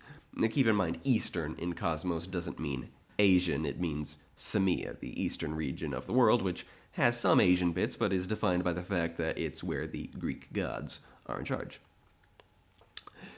For more about Cyclopes, check my Little Mermaid retrospectives. In retrospective number 5, for the episode Calliope Dreams, I talk in detail about Cyclopes when Ariel has to face a music-hating monster known as the giant Cyclops. I'll be converting him into something fairly original, but I took that opportunity in that retrospective to talk about Cyclopes in general. So, back to the goddamn movie. How long is this Hercules bit? Just past 1 hour of purely talking about Hercules, yeah. Probably gonna beat out The Lion King for the longest single film I talk about. I'm gonna stop letting it bother me how long these segments are. I had the feeling this would be a super long one on account of all the mythological elements. I'm just gonna finish what I started, and then start repairing the matter in Phase 2. In Phase 2, the K&K segment will probably be shorter for a while because the Renaissance will be over. So not as much cool stuff to talk about until we get to 2008, but still, even disregarding my long-windedness post-hiatus, the Keys and Kingdoms segment has been dominating this segment for far, far too long, and I do need to start course-correcting this show back into being a podcast about TAPAS. So, the Titans approach Olympus, and the Olympians launch themselves into battle. Apollo gets a few brief lines played very impressively by Keith David, a role they let him reprise in the Hercules TV series with a ton more to do, so that's awesome. Ares has a few lines in this scene as well. Sounds to me like he's played by Corey Burton here, though the IMDb doesn't say, and I know someone else plays Ares in the show, because in general they kept the cast of the show pretty star-studded, besides which Burton had taken over the role of Zeus, so I get why they changed it. Meanwhile, the Cyclops comes to Thebes, calling out to Hercules, demanding a fight. Hercules obliges. He doesn't have his strength, but he still has the obligation to all the people the Cyclops is putting in danger. He takes a beating at first, but with some encouragement from Phil, Hercules isn't just a powerhouse. He has actual warrior training, so he blinds the Cyclops with a flaming torch, and wraps a rope around his feet, sending him plummeting to his death. You know how a very small animal can fall for quite some time without getting hurt when he lands? Is the same principle for really big things. They do not have to fall far to fucking die. A pillar falls, and Meg pushes Hercules out of the way. Meg is crushed, and Hercules' strength returns, as were the terms of Hades' deal, that she would not be harmed. The pillar is lifted off of Meg, and she declares her love for him before encouraging him to head to Olympus and stop Hades. He mounts Pegasus and flies off. At this point, the Titans have ascended Olympus, Hades' minions have captured most of the gods, and the Ice and Lava Titans have imprisoned Zeus in a pillar of cooled lava. Hercules arrives and frees them. Grabbing Stratos in his bare hands, he sucks up all 4 Titans and blasts them into deep space. Hades retreats, but as he does, the Sisters of Fate hold up the thread of Meg's life, snipping it before Hercules can return to her side. She goes cold and dead in Phil's arms. Hercules is inconsolable at first, but then he just gets angry. Moments later, he bursts into Hades' throne room on the back of Cerberus. A nod to what, may or may not have been one of the 12 labors, I forget, but anyway, the quest was to steal Cerberus. In the myth, Hercules just went and asked Hades if he could borrow the Hellhound, and Hades agreed. He was quite a reasonable guy, classical Hades. Hades invites Hercules to the river Styx, where he sees Meg's spirit floating around. Hercules offers to trade places, his soul for Meg's. Hades can't see a downside to allowing Hercules to make this sacrifice, and also privately realizes that if Hercules goes into the river to retrieve Meg, he'll just die. So Hades won't even have to give up Meg for whatever that's worth. Hades takes the bargain, and we get one of the most notorious continuity errors of all time. Namely, when Hades first brings Hercules to the river Styx, Hercules bends down and touches it. He touches the waters. A moment later, Hercules dives into the river, and it's a 50-foot drop before he hits the surface. Hercules swims through the Styx, rapidly aging with every second he spends in there. The Sisters of Fate prepare his thread, but the moment Hercules makes contact with Meg, his thread glows gold, and they can't do shit. The omniscient sisters who know everything are completely taken aback by this. Hercules emerges from the river, Meg's soul in his arms, and wreathed in a divine golden glow. Aghast, Hades begs Hercules for mercy. Without a word, Hercules punches Hades into the Styx. Pain and panic make the decision to just leave Hades to his own devices down there. Hercules returns Meg's soul to her body and returns her declaration of love. Hercules is brought to Olympus, where the gods cheer his proper homecoming. A true hero, Zeus declares, is measured not by the size of his strength, but the strength of his heart. Hercules is invited to Olympus, but he wishes to remain immortal on Earth with Meg. The Olympians cheer on this decision just as much, and the Muses play us out with A Star is Born.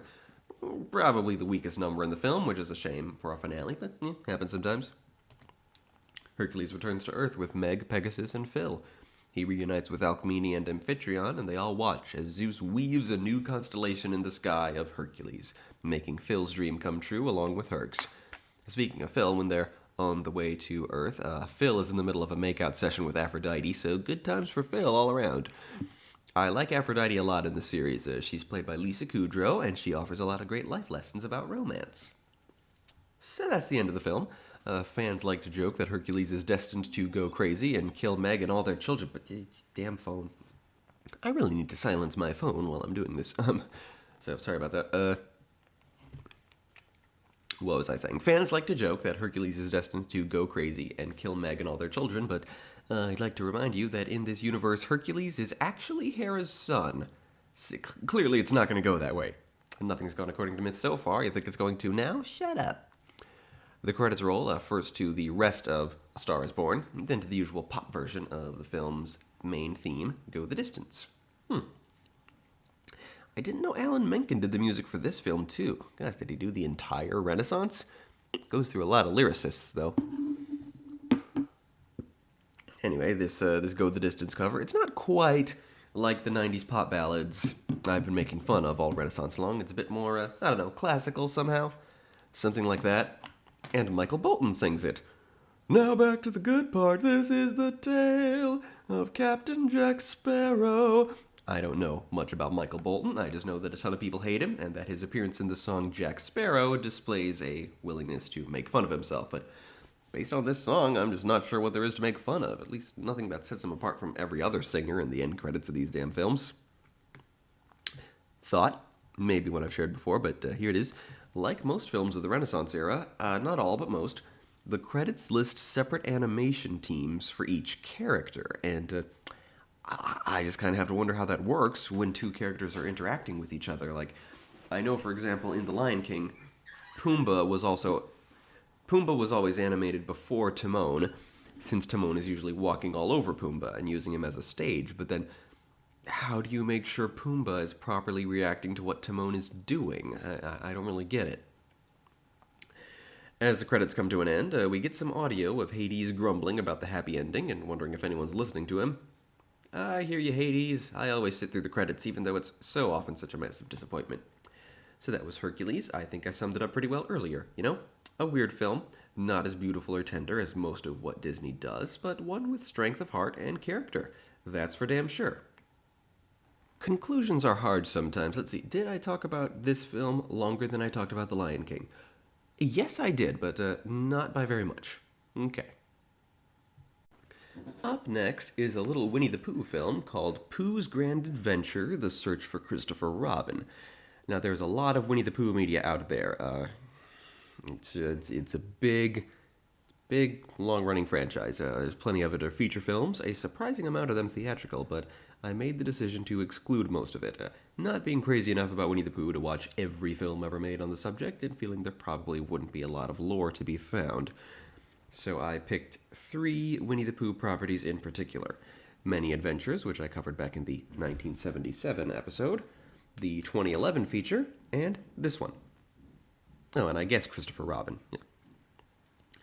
So this film, over all other non-blockbuster Winnie the Pooh media, I could say it's because rather than being a slice-of-life, lighthearted comedy like most Winnie the Pooh stories, this one is a surprisingly dark adventure.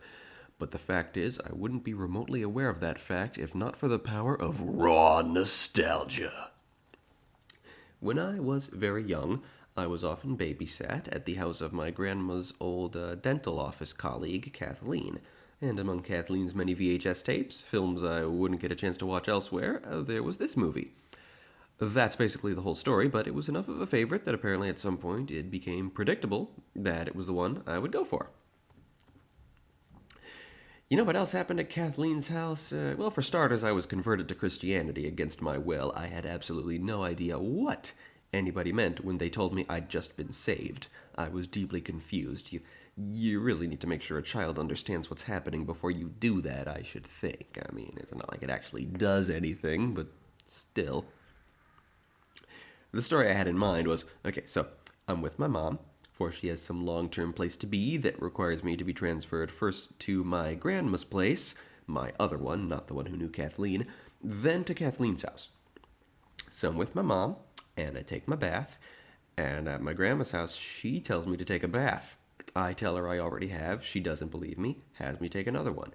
Then later that night, I'm with Kathleen, she tells me to take a bath, I protest that this would be my 3rd bath in a single day, she also doesn't believe me. So that was a very annoying day, not only being shuffled between multiple babysitters, but far too much of the day spent in the bath because 2 people who trusted me decided for no discernible reason to suddenly think I would lie to get out of taking a bath. I don't know what their problem was, but it sticks with me to this day. People thinking I'm lying is a massive trigger for me, because my dad was constantly on my case about it, physically abused me over it. I do not lie, but thanks to said abuse, I also never defend or explain myself because my instinct is that I'll be accused of lying. It's a constant fear when I talk about anything, really. Sorry, that was supposed to be a very funny story about taking lots of baths. I didn't mean to flip it into being depressing. Well, that was a tangent. There was a time, not all that long ago, when I would have considered the very mention of Kathleen's name to be an extraneous detail and gotten annoyed if anyone had brought it up. She's the friend who had my Gargoyles comic books. I don't think I ever mentioned her name or exact relationship to me in any of the Gargoyles retrospectives. I don't know what switch flicked in my head over those months. over the course of the early pandemic before this channel came back in like September. But there you have it. I not only mentioned her name, but also every memory that the mention of her name and this film brought back to me. Can't explain it. I guess in some way I'm just a different person now. We open once upon the last day of a golden summer, as narrated to us by David freaking Warner. As I may have said before, David Warner is my very favorite actor. I'm sure I have said that. He was also in Tron and Gargoyles, and I'm sure I gooshed about him there. Yeah, I'm far used to hearing him play soulless evil sorcerers to buy that he could be the narrator of a Winnie the Pooh film, but here he is. Warner and the musical score together hype us up for the grandest and most extraordinary Winnie the Pooh adventure of all time. I'm sure he's not entirely wrong there. Most Pooh stories are a slice of life, not adventures. Then again, this was several years after the New Adventures of Winnie the Pooh cartoon, and that show got pretty absurd from what I can recall. Pooh is played by Jim Cummings, as has been the case since 1990. Correction, 1988. Why have I been saying 1990 for so long? Jim Cummings is a legend for a lot of reasons, and most of those reasons are his Sterling Holloway impression. He can imitate Holloway's honey-sweet voice, and, well, considering Holloway only ever played Pooh in the original 3 shorts, he's probably a better actor than Holloway. Knows Winnie the Pooh inside and out. Pooh meets with Christopher Robin, played by some kid with a singing voice by some other kid, who has some bad news. Pooh says if it's bad news, he doesn't need to hear about it. There's childish innocence, but there's a fine line between that and being a jerk. I know there was a Winnie the Pooh comic strip once where Pooh definitely crossed that line and was a jerk for the entire run of the comic. But Christopher obliges and doesn't tell Pooh the bad news. Instead, they sing about being together forever. Okay, I remember from childhood that this film was a musical, but most of the songs have completely left my memory. I remember the song Owl sings about adventure. I remember the song about the film's happy ending. And I read occasionally references to a song Rabbit sings in this film during like an emotional breakdown or something, but I have no memory of that song. And then there's this Forever and Ever song, which I also don't remember in any sense. So yeah, there are at least 4 songs in this film. 4 is a pretty typical amount of songs for a cartoon musical on the cheaper side. Cheap or not, this Forever song is giving me chills and reminding me that yes, this is a much darker, more serious, more emotional Pooh Bear film than anything that's come before or since. Anyway, the implication we're getting here at the beginning, and what I know the plot to be, is that Christopher Robin has spent the whole summer with Pooh, but summer is over. And Christopher doesn't have the heart to explain what that means, only at the end of the day offering the implication that there might be a day he can't spend with Pooh, and asking if Pooh can handle that. Pooh quite casually admits that he couldn't, so Christopher offers him a bit of advice. The film's arc words: you're braver than you believe, you're stronger than you seem, and you're smarter than you think. Of course, Pooh's arc in the film is his inability to remember these words and offer them as advice himself because they're kind of complicated. You're better than you think you are, in short, and given the context, you can handle more on your own than you might expect. Next morning, Pooh realizes that autumn has come due to the fallen red and gold leaves, which is a convenient thing to happen on the first day of autumn precisely, if only the real weather worked like it did in the movies, eh? When it only ever rains when that would be dramatic, when it's only nighttime when that's relevant to the plot, the moon is always full, and nighttime just makes everything slightly bluish instead of actually difficult to see. Pooh is ready for some autumn shenanigans, and finds a honey pot left at his doorstep. He starts digging into it before he notices the note attached, and the note gets honey all over it. If this sounds familiar, then yes, you may have guessed that this film's plot sees Owl misreading a letter from Christopher Robin, causing all the 100 Acre Wood residents to worry needlessly about Christopher's safety, a plot which was reused for the 2011 theatrical feature entitled simply Winnie the Pooh. Don't know what to tell you. Yeah, that film was very much a screwball comedy. This one is much more atmospheric and plays the characters' fears very, very seriously. Unable to find Christopher to ask him about the note, Pooh starts making his rounds around the wood. Piglet is played once again by John Fiedler, the longest-running member of the Pooh cast, starting in 1968 when Piglet debuted, and not quitting until the day he died. Tigger, meanwhile, is played again by Paul Winchell. Heck, Winchell's Tigger and Fiedler's Piglet have some uncanny similarities. Both characters were left out of the first Winnie the Pooh short film that Disney made, debuting in the second, and both actors continued playing the role until dying in 2005, Fiedler passing the day after Winchell did. I stand by my statement that Fiedler is the longest running, though, because Fiedler was very much the only Piglet for his entire life. Jeff Bennett and Fiedler's eventual official replacement, Travis Oates, helped him with some singing and ADR later in life, but he was the definitive Piglet. Meanwhile, Jim Cummings would start filling in for Winchell as Tigger as early as the second season of New Adventures, the two of them sharing the role until Winchell retired in 2000 and rarely stepped in from there. In the case of this film, Cummings serves as Winchell's singing double, but it's mostly Winchell. I'm curious about how that's going to go, because the elderly Winchell playing Tigger right now does not sound very much like the Cummings portrayal we're accustomed to these days. Indeed, this film reunites most of the voice cast that was assembled for New Adventures. In addition to Cummings' Pooh, Fiedler's Piglet, and Winchell's Tigger, we have Ken Sansom as Rabbit and Peter Cullen as Eeyore, generally considered the definitive voice cast of the franchise. As we're introduced to the characters as they'll be presented to us in this film, we see that Piglet is trying to face his fears, Tigger is developing some insecurities about just how high he can bounce, Rabbit is trying to be smart and efficient in harvesting his crops, and Eeyore is just kinda there.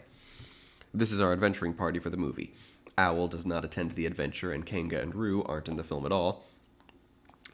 And in the braver, smarter, stronger theme that the movie espouses, it's Piglet who represents courage, Tigger who represents strength, and Rabbit who represents brains, all of them trying to bring out this quality in themselves, while Pooh is the one holding the quest together, and Eeyore is, again, just kind of there. Still, apart from putting Eeyore in the story despite not having anything for him to actually do, a flaw with the film I noticed even as a very small child, this is a really excellent way to structure a story that displays the versatility of these beloved characters. I dig it. It's almost like a parable, really, telling a story of a quest where each adventurer represents a specific virtue. It's actually shockingly deep and spiritual in a way. So our 500-acre Woodsians are concerned about the lack of Christopher Robin in the wood today, and unable to decipher the note on the honeypot due to all the honey Pooh got all over it, they consult Owl. Also, I'm pretty sure they usually consult Owl about such things because Owl is the only inhabitant of the wood who is remotely literate. But that's not the case here, since Rabbit does a lot of reading in this film as well, and... Wait, maybe not, because there is a lot of writing all over the 100-acre wood. It's just heavily misspelled and with a lot of backwards letters. Maybe the idea is that Owl is just the best reader of them? Like the only one who reads above a kindergarten level, but not by very much? Okay, yeah, got ahead of myself. Pooh confesses that he can't read and asks Rabbit to do it. Rabbit tries but can't decipher it through the honey. Gotcha. So is it Christopher Robin himself who wrote all the bad spelling throughout the wood? I don't know. If you've ever wondered why Owl and Rabbit are named simply Owl and Rabbit while the rest of the characters have actual names, well, there's a reason for that, as well as a reason for the pair of them being far more intelligent than their compatriots. Pooh, Piglet, Tigger, Eeyore, Kanga, and Roo are based on the plush toys owned by A.A. Milne's son, but Rabbit and Owl are based on the wild animals near their home. And in the 100-acre wood, yes, Rabbit and Owl are indeed real living animals, while all their neighbors are animate plush toys. This is never made explicit in any Pooh media that I'm aware of. It's alluded to in the books. Rabbit once remarks to Owl that the pair of them have actual brains, while the rest of them just have fluff. It's alluded to in Disney's character designs, with the pair of them having much more detailed bodies with fur and feathers instead of stitching, fingers and toes instead of teddy bear hands and feet, and expressive eyes instead of beady black buttons. Somewhat disrupted by the fact that Eeyore has the expressive eyes and Christopher Robin had the beady ones until 2011, so slight breakage of the rules there, but it's pretty close. And the live-action film Christopher Robin, being live-action, obviously features a very noticeable difference between Owl and Rabbit and the toy characters, leaving many people wondering why the heck that is before going, hey, wait a minute, and having their minds blown when they realize that's always been the case. Now, I said they reassembled most of the New Adventures cast, the exception being Hal Smith. The voice of Owl since the original shorts, Smith died in 1994, and this film marks the debut in the role of Andrei Stoica, who would play the character until being replaced with Scottish comedian Craig Ferguson for the 2011 film. Now's a good time to mention an omission I made back when I did Many Adventures, an omission pointed out to me in the comments. Thank you, Kenzie. Hal Smith was not only the original voice of Owl, but he also briefly took over the role of Pooh in the early 80s, namely in the weird and creepy puppet show Welcome to Pooh Corner, which also featured Smith's very frequent collaborator Will Ryan voicing Tigger and Rabbit. Nothing in the way of canonical Pooh cast in that show, apart from Smith being Owl again. And that reminds me of a personal story. Not just a Hal Smith and Will Ryan story, but weirdly another Kathleen story, since it was Kathleen who introduced me to the show I'm about to talk about, that being Adventures in Odyssey, a Christian-themed radio drama produced in my native Colorado, which has been on the air since, I guess, early to mid to late 80s, sometime in the 80s. Hal Smith was the original voice of the main character, and Will Ryan joined the cast early on as well. When Smith died, well, he was first replaced by an actor named Paul Herlinger, who never did anything else notable. They just happened upon a guy who had a quality very like the character Smith had been playing. And when Herlinger died, they replaced him with Andrei Stoica. A sensible choice, since, Stoica had taken over for Smith before. Just an extra step this time around. Herlinger having had a very lengthy tenure in the role. See, Odyssey was a great show. I listened to it for most of my life, even during those stretches of my life when I was not a Christian. I was a believer as a child, decided it was unscientific at the age of 10 or so, got fairly into faith again as a teenager, eventually stopped being passionate about the faith early into my 20s, and some years ago coming to the conclusion that there is absolutely no possible way God exists. And that's where I'm at right now. But through all that, I always enjoyed listening to Adventures in Odyssey, the themes and stories resonating with me, regardless of whether or not I agreed with the religious angle. And even though it's produced in Colorado Springs, most of the voice work is done out in Hollywood. They get a pretty good crop of old guard Hollywood voice actors. When it started in the 80s, it starred, some of the biggest voice actors of the 80s. Hal Smith, Will Ryan, and Katie Lee played the roles that would eventually settle into being the three main characters of the massive ensemble.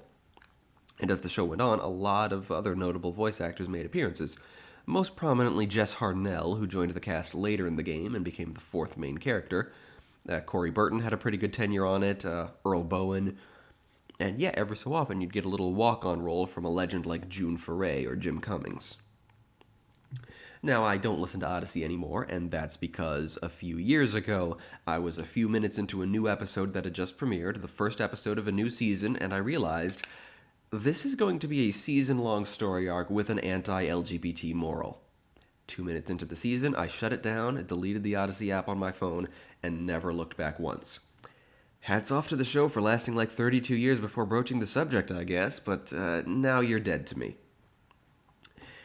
Anyway, back to Winnie the Goddamn Pooh. I'm sure nobody's a bigot in Winnie the Pooh. Maybe they're prejudiced against heffalumps, but they got over it when they actually tried talking to one in 2005. Or something like that, I don't know. I haven't seen the Heffalump movie, and it's not on my list because I made the list before discovering that Lumpy the Heffalump appears in Kingdom Hearts 3. Moving on. They go to Owl's house, and he does his best to decipher it. Dear Pooh, worry about me. I am going far away. Help. Christopher Robin. Everyone is devastated, especially Pooh, and Owl eventually digs up the answer to where he went. A place called Skull. Now, I do have to question why they think Christopher Robin voluntarily went to a dangerous place from which he will need rescuing and wrote a note asking for that rescue, though they do drop a hint to what's really going on when Owl spells out Skull. S-C-H-O-O-L. Yeah. So what sort of place is Skull? Well, Owl doesn't explain it, but it appears to be a giant cave system shaped like a human skull, not unlike Skull Rock from Peter Pan. And you might think that, like in the 2011 film, Owl is just making stuff up, but the map he draws for them ends up being very much accurate, so maybe he's just embellishing what he actually does know about the world outside the 100-acre wood, yeah? And draw a map he does for the dangerous quest that will take them to Skull. A quest filled with heffalumps and woozles, and also jagulars. I'm pretty sure jagulars are a concept introduced in New Adventures. Hey, Good for them for getting a mention here right alongside the original duo, yeah? Though the threat of heffalumps and woozles and jagulars pales in comparison to that of the fabled Skullosaurus. Yes, really. And Owl sings his song, Adventure is a Wonderful Thing, about sending the five of them off on their deadly quest. Amusingly, the song includes many references to Owl envying them for this opportunity to face so much danger and peril, but provides absolutely no reason why Owl isn't joining them, which I've been sure since I was a tyke was 100% intentional. You know, Owl being such a blowhard that he'd send all his friends off on a quest he has no intention of taking part in himself. Oh, and okay, they do make that pretty explicit near the end, where Pooh is like, maybe Owl could come along, and he's just like, no, I'm good. So I guess what I'm saying is that as a kid, I thought I was fairly clever for realizing that Owl stays behind for no good reason. And not until now did I realize that's the entire joke, that no part of that was at all meant to be subtle. And so they set off, the heroes of this story, and also Eeyore. Hey, you know that if Eeyore heard me say that, he'd completely agree with that assessment. I'm not making fun of Eeyore. I would never. Just the fact that the writers didn't have any use for him in this story, but put him in the story anyway. Considering this is around the 20-minute mark of the film, I'm guessing there are still plenty more songs upcoming in the film apart from the two I know about. That's a cool thing to know. As a kid, I was very much obsessed with the map Owl makes. Used to make my own copies of it all the time. I totally forgot the details, like how he gives the spooky forests and mountains eyes. I said I'd mute my phone. I didn't do it. I'm sorry. Woods, bigger woods, much bigger woods, biggest woods of all. Oh god, the memories. And we return to our heroes once they've passed through these 4 woodses, and they come upon a place called the Upside Down Rock. A rock vaguely in the shape of an inverted pyramid. Introducing another of the film's themes, it's a lot scarier on Owl's map than it is when they see it in reality. It doesn't really have a scary face on it, and what Owl drew as a pair of spooky grasping hands are actually just trees growing on either side of it. But here's where they start hearing the growly sound pursuing them that they take to be a Skullosaurus. And here's where Rabbit decides to take over as the navigator. Is that all the screen time that the Upside Down Rock gets? Yes, I guess it just stuck in my memory. After making their way through some thorns, kind of a briar patch, they find themselves in a beautiful butterfly-filled meadow. This is pretty dazzling location design for a Pooh film right here. But even that place tests Piglet's courage as a swarm of butterflies carry him off. Pooh has to save Piglet, and Piglet laments that he lacked the courage to save himself. They proceed through a place the map identifies as the Forbidden Mountains of the Far North. At least Pooh identifies the mountains, but Rabbit refuses to believe that his own calculations regarding the map are the slightest bit inaccurate. And here comes a number. I've heard of this one. Not sure why I don't remember it in the slightest. His overall belief, as expressed by the song and alluded to earlier when he was harvesting his crops, is that you should never trust your own intuition, only the written instructions. Hence, at the beginning of the film, he was picking unripe carrots because his almanac said it was harvest day, and now he'd rather go in completely the wrong direction rather than toward the mountains, which are clearly their destination. I guess that's a good lesson to teach, that sometimes you can't do things by the book, that sometimes that's not the smart thing to do, and Rabbit needs to trust his own smarts. Alright, so the song isn't as surreal or trippy or insane as I was led to believe, but I very much appreciate Ken Sansom's performance. Rabbit isn't usually a character who sings, and Sansom clearly isn't someone who sings either, but he very much sells Rabbit's personality and perspective in his performance. And naturally, the song ends abruptly with Rabbit accidentally bisecting the map and half of it blowing away in the wind. This film's extremely good, and suddenly I'm thinking maybe it's not necessarily something for Keys and Kingdoms inspiration, but rather for irregular fantasy, something I've been thinking about pretty hard lately. I hope it doesn't end up completely replacing Keys and Kingdoms The Choices as my first project, but I'm definitely working on it, yeah. But this film's use of adventure and musical sequences and, just kind of the parable nature of it I mentioned earlier, I just like that vibe. Anyway, with the map flying off, it's Tigger's turn to take the spotlight, trying to bounce after it and catch it, but getting himself trapped in a gorge. Our heroes are really wishing they had Christopher Robin. Apparently this film got really bad reviews. People did not like the idea of taking Pooh in a darker direction. I don't know, I'm digging it, sure. Maybe the idea of going darker with Winnie the Pooh isn't a very intuitive one, but it's done so well. They don't overdo it at all. It's still so true to the Pooh spirit and these iconic characters, while, having them confronted with actual fears and problems. Anyway, attempts to save Tigger leave them all plummeting into the gorge, but they float safely down the river with both halves of the map, though still with that growly sound ever approaching. Their travels take them through fog, and the fog kills all of Rabbit's confidence in the map and his own sense of direction. Tigger puts it well. Without Christopher Robin, they have no hope of finding Christopher Robin. They figure on taking shelter in a nearby cave until the fog clears. As they do, Pooh sings another dramatic little song, wondering if he'll ever find his friend. I think I have faint memories of this one. I had to hear it again first, and the memories are still very hazy. I'm not sure how much of the song is my actual memories of it, or how much is just me watching it right now. Memory is a funny thing like that. When they get going the next morning, Piglet is the first to discover that the fog was hiding from that they were right at the foot of Skull. They enter the mouth of the cave, quite literally the mouth of the skull, and seek out a path to get to its eye sockets, where they believe Christopher to be hidden. Within the crystalline caverns within, the path conveniently splits off in 5 directions, and thus, so do they. One by one, they fall into peril, and Pooh can hear their panicked voices. 4 of them reunite and send running in a panic when they see Pooh, his image distorted by a great mass of crystal, and take him to be the Skullosaurus. The 4 of them see a path to the eye of the skull, and for their friend, they do what they have to do. Rabbit formulates a plan on his own. Tigger bounces high enough to get Piglet to the eye, and Piglet faces his fears by lowering a vine down to the others so they can all rescue Christopher Robin together. Stronger, smarter, braver. Our work is never over. Pooh witnesses their feat and is immensely proud, but still trapped and alone, though he finally remembers the mantra Christopher gave him, having seen it in action from his friends. And in the eye of the skull, Christopher Robin is there indeed, looking for them. He explains what his note really said. Don't worry about me. I'm not going far away, just to school. School, yep. Help yourself to this honey. When the growl of the Skullosaurus sounds again, Christopher laughs as he instantly recognizes it as the rumbly-tumbly of Pooh Bear. They retrieve him and exit Skull, finding it doesn't look nearly as scary when they're not feeling so alone and afraid. Altogether, they return to the 100-Acre Wood. Christopher Robin can still return there every afternoon, after school, after all. And at the end there, this song, we finally get some singing from Tigger. And okay, Jim does indeed match pretty well with Paul's performance while he sings. Nice. And, oh my god, I've never seen Tigger's house before. I always assumed he didn't have one. Is that another bit of canon that was only in New Adventures? So that was, introduced in New Adventures? How intriguing.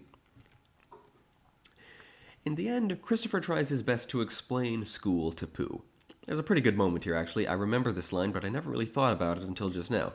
Christopher explains that among the things he's learned in school are how words are spelled, and, he adds with some very noticeable bitterness, how they're not.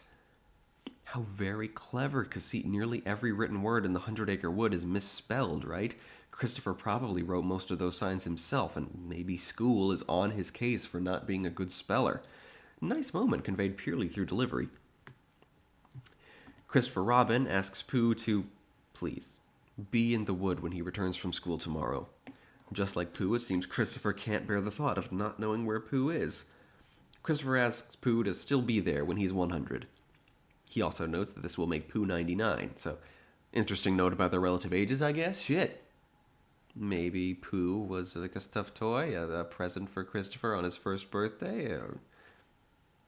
I guess. I don't know how much sense it makes that Pooh is a year younger than Christopher, but, he's a toy, not a real bear. Yeah. And David Warner assures us that Pooh and Christopher were indeed together forever. Cue 90s pop ballad cover, really? You're gonna take Winnie the Pooh too, you damn 90s pop ballad covers? Is nothing sacred. Oh hey, Carl Johnson did the score for this movie. He scored Gargoyles.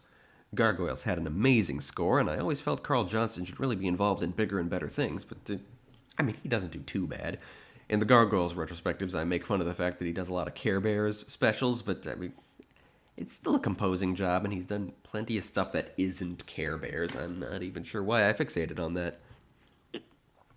So that was dark and edgy Winnie the Pooh, only not. It really wasn't that much darker than normal Winnie the Pooh. I don't know, it just kind of blows my mind, that realization that people gave this movie a lot of crap. They shouldn't have. Speaking of crap, it's sequel time. The Aladdin trilogy tested the waters, and now we're doing Beauty and the Beast, The Enchanted Christmas.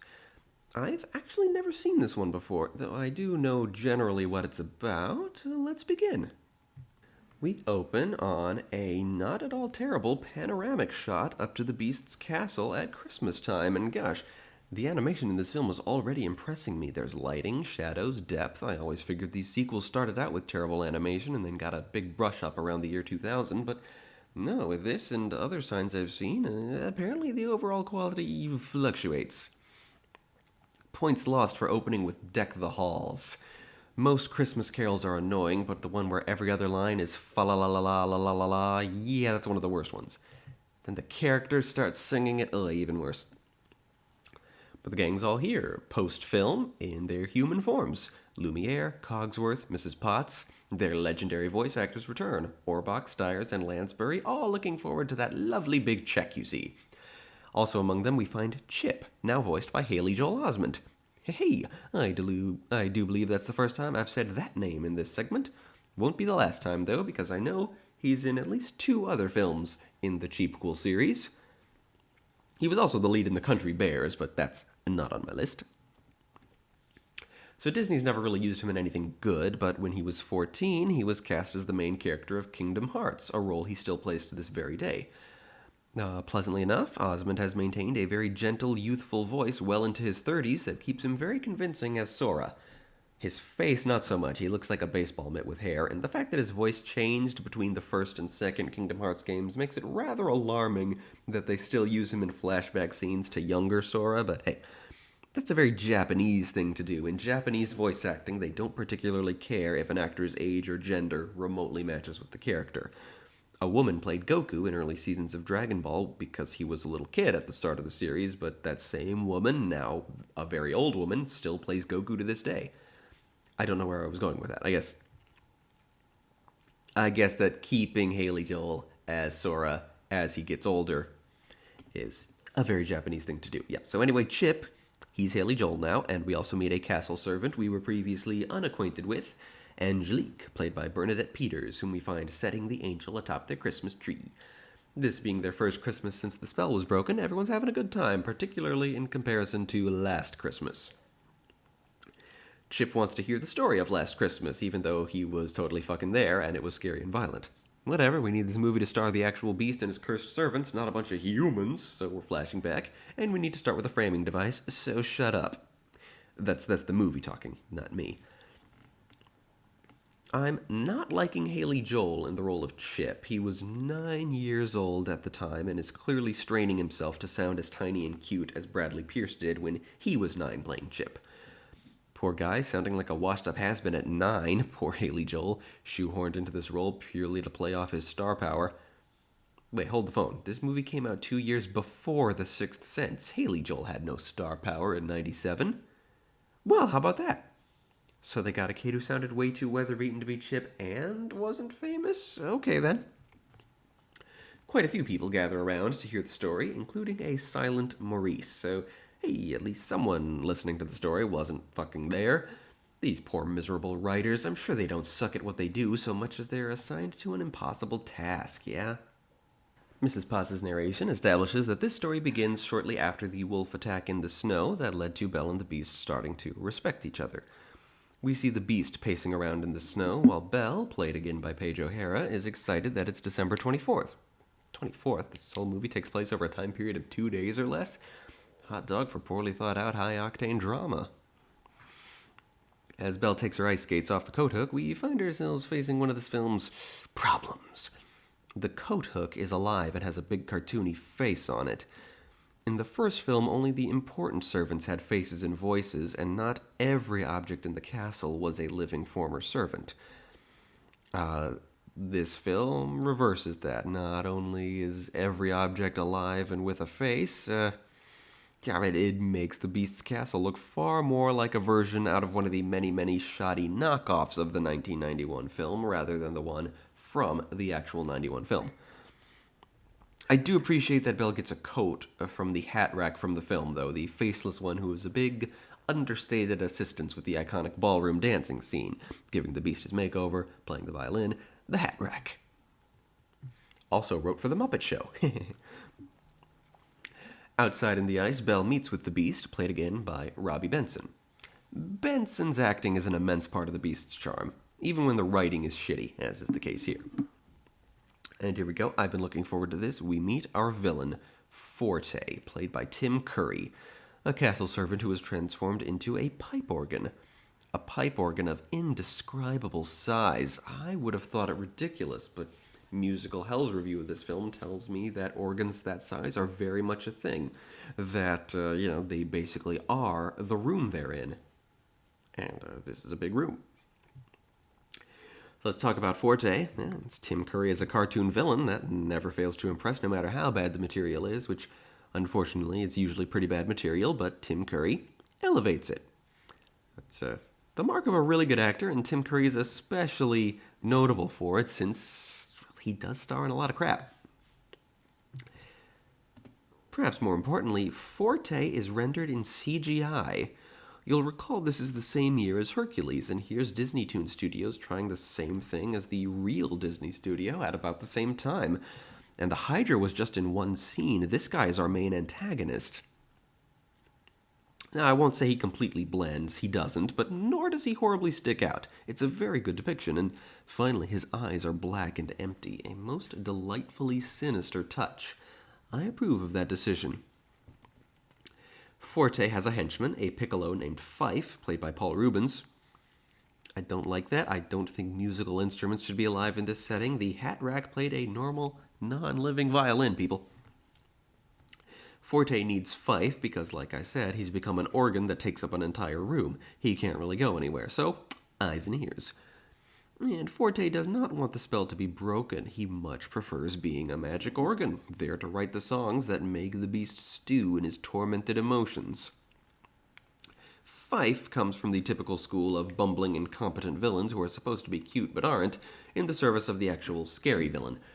Doesn't make a lot of sense why villains keep people like that around. It makes more sense when a villain has a henchman who is more scary and competent than he is. I'm reminded of a non-Disney and non-villain example, but in early drafts of Madagascar, Maurice was the king and Julian was his advisor, but then Sacha Baron Cohen, who played Julian, thought wouldn't it make more sense for the buffoon to be the king and the actual intelligent one be the advisor? Otherwise, why would a wise king keep some moron around? And so they flipped it and made Julian the king, and that worked much better. Anyway, Fife seeks to disrupt the romantic moment by charging in like a moron and failing to do anything meaningful to interrupt the romantic moment. They don't even realize he's there. Typical, really. Say, here's some nice symbolism. Belle and the Beast are on their backs in the snow. Belle makes a snow angel, but the Beast, he just stands up, looking at the print in the snow, shaped like himself, looking very much non-angelic. It's actually kind of clever. Not sure how I feel about the tantrum the Beast throws at the sight of his own silhouette. I guess it's in character, but something about the cheapness of the movie just makes it feel off. Belle gets to talking to Chip about Christmas, and he's never even heard of it. I can't say this bothers me. We know the castle's curse lasted 10 years. As we've established, this was not from when the prince was 11 to when he was 21. The rose magically bloomed until he was 21 and has been wilting ever since. So he is likely older than that, but Chip seems way younger than 10 years old. Maybe he's been frozen in time because he's a teacup. And that makes some sense, but then the fact that he has an entire tea set's worth of brothers and sisters in the cupboard in a moment from the film, yeah, and I'm thinking, if the curse lasted 10 years and Chip, well, his voice actor's always 9, do you think maybe Chip was born a teacup? Has he never known humanity at this point? Spooky question. Anyway, we soon learn why nobody in the castle has ever mentioned Christmas before. Okay, not yet. I'm getting ahead of myself, that's what happens. As I said, I recently watched the Musical Hell episode on this film. Belle sings. It ain't bad. Her gift to him shall be a book of stories, her favorite myths and fairy tales written by her own hand. Nice. I like the storybook imagery in this musical number. It's good, very old-style illustrations like you'd see in old Hans Christian Andersen collections. Cogsworth rejects the idea of celebrating Christmas. The master hasn't allowed it since the curse. There are wine glasses with mouths who sound like children. There's so much wrong with that. And it's purely to set up a pun where Cogsworth tells them to stop whining. Oh my god, that was so bad. I think it gave me heartburn. Cogsworth is tempted by a very, very long list of Christmas dishes. Ugh. That's one of those shitty moments that definitely only comes out of the things that children write, honestly. That's a weird thing about these sequels, is it's as if children actually wrote them. Cogsworth submits, but definitely doesn't want the Beast to find out about it. Lumiere leads leads Belle up to a high tower in the castle. It's clearly supposed to be an attic, but I don't think castles have attics. And there she is. It's Angelique, who was the castle decorator, and when the curse hit, was transformed into a Christmas tree angel. So Beast keeps her in the attic with the other Christmas stuff. Lumiere romances her. The feather duster is nowhere to be found, but I guess Lumiere was never implied to be anything resembling a one-woman man. Angelique refuses, sure that the Beast will reject her again, but Belle starts up another song. Okay, this one's shitty. And Paige O'Hara knows it. She's not working her voice too hard for this piece of junk. She just sings it like a normal person. Does not strain the pipes. Okay, credit to the filmmakers. All of the Christmas baubles hop around but have no faces. That's good. That's something the first film would have done. The fire pokers have faces. That's dumb.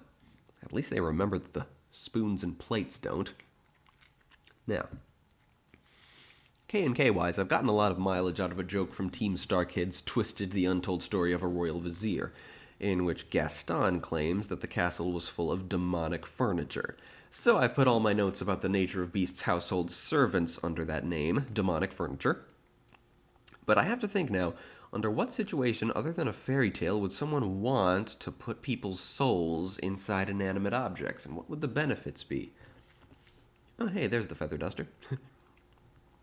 Fife figures this is the wedge they need to drive between Belle and the Beast, and we cut to Beast learning from Forte that a Christmas celebration is underway. And brace yourself, this may come as a shock, he's not happy. To his credit and the writers, Beast's first thought after his initial knee-jerk anger is to figure that Belle simply doesn't know how he feels about Christmas and isn't deliberately spiting him. But Forte quickly plants the seed in his mind that she totally does and simply doesn't care about the Beast the way he, Forte, does. And we have, well, kind of another moment I've been waiting for, the reveal that the day the curse began was Christmas Day, and a flashback to that day, which is something I thought I'd never see. I thought Disney had no such depiction, but here it is. We flash back to a young Prince Adam, clearly older than 11, but very much on the young side. The blooming, then wilting theory is gaining ground for sure. I can't believe how few people think of it. It's Christmas Day, and he's unsurprisingly declaring that all his gifts from his castle staff suck, and okay, hey, human Forte, didn't expect that. He wears a powdered wig, and apparently a powdered face as well. He's a scary, ghostly figure. Young Adam isn't fond of the gloomy sensibilities of Forte's compositions. Not yet. And she comes to the door, and there she is, the old hag, played by Kath Soucie. And okay, they rush through this bit, I guess because we all know it. It's cool, so it's cool to see, even though there's no meat on it. Soon she turns into the beautiful Enchantress. Still Kath Soucie, because Kath Soucie is a boss-ass bitch, extremely versatile voiceover legend. She's the type to stay out of the public eye. I've never seen her on social media, and I have seen her in interviews, but I can't remember her saying anything especially memorable. Maybe she's a boring person who just stumbled into being a really good actor. I don't know, like Andrea Libman, who freely admits such a thing about herself. So I don't know. I don't know a thing about Kath Soucie as a person, but either way, one of my all-time faves as a voice actor. Back in the present, Belle visits the boiler room. The boiler is a person, which is acceptable. He's not unlike the stove from the original film, but The fire pokers, again, that's super creepy, and the wood chopping axe, that's insane, and what's this, an oil can? The axe and the oil can are both played by Jeff Bennett, and, hey, I always like more Jeff Bennett. He's one of my faves as well. Also a voice actor who's conspicuously absent from social media. Kind of shocking considering his prevalence in the voice acting world.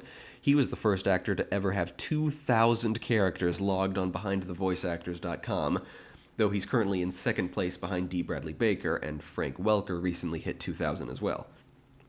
You know who's in fourth place? Trey Parker, because for some reason that site meticulously catalogs every character from South Park, no matter how insignificant, despite rather glaring oversights elsewhere. The axe, the Jeff Bennett axe, has a very strong Yiddish accent, which is different, I guess. Belle looks for the perfect Yule log. We didn't need to spend that much time on a Yule log, it's a goddamn log. Beast confronts Belle and forbids her from this Christmas celebration. He expresses contempt for wishes, noting, hey, Belle must have made a Christmas wish a year ago, but now she's here. And the Beast never wished to be trapped in his own castle. Belle says, hey, putting aside the fact that he's the one holding her prisoner, it really doesn't hurt to keep hoping for happier times. Later, she tells Chip that they're throwing their Christmas celebration whether the Beast likes it or not, and if he doesn't like it, he's free to sulk around elsewhere while everyone else enjoys it. So there. All they need is a real tree.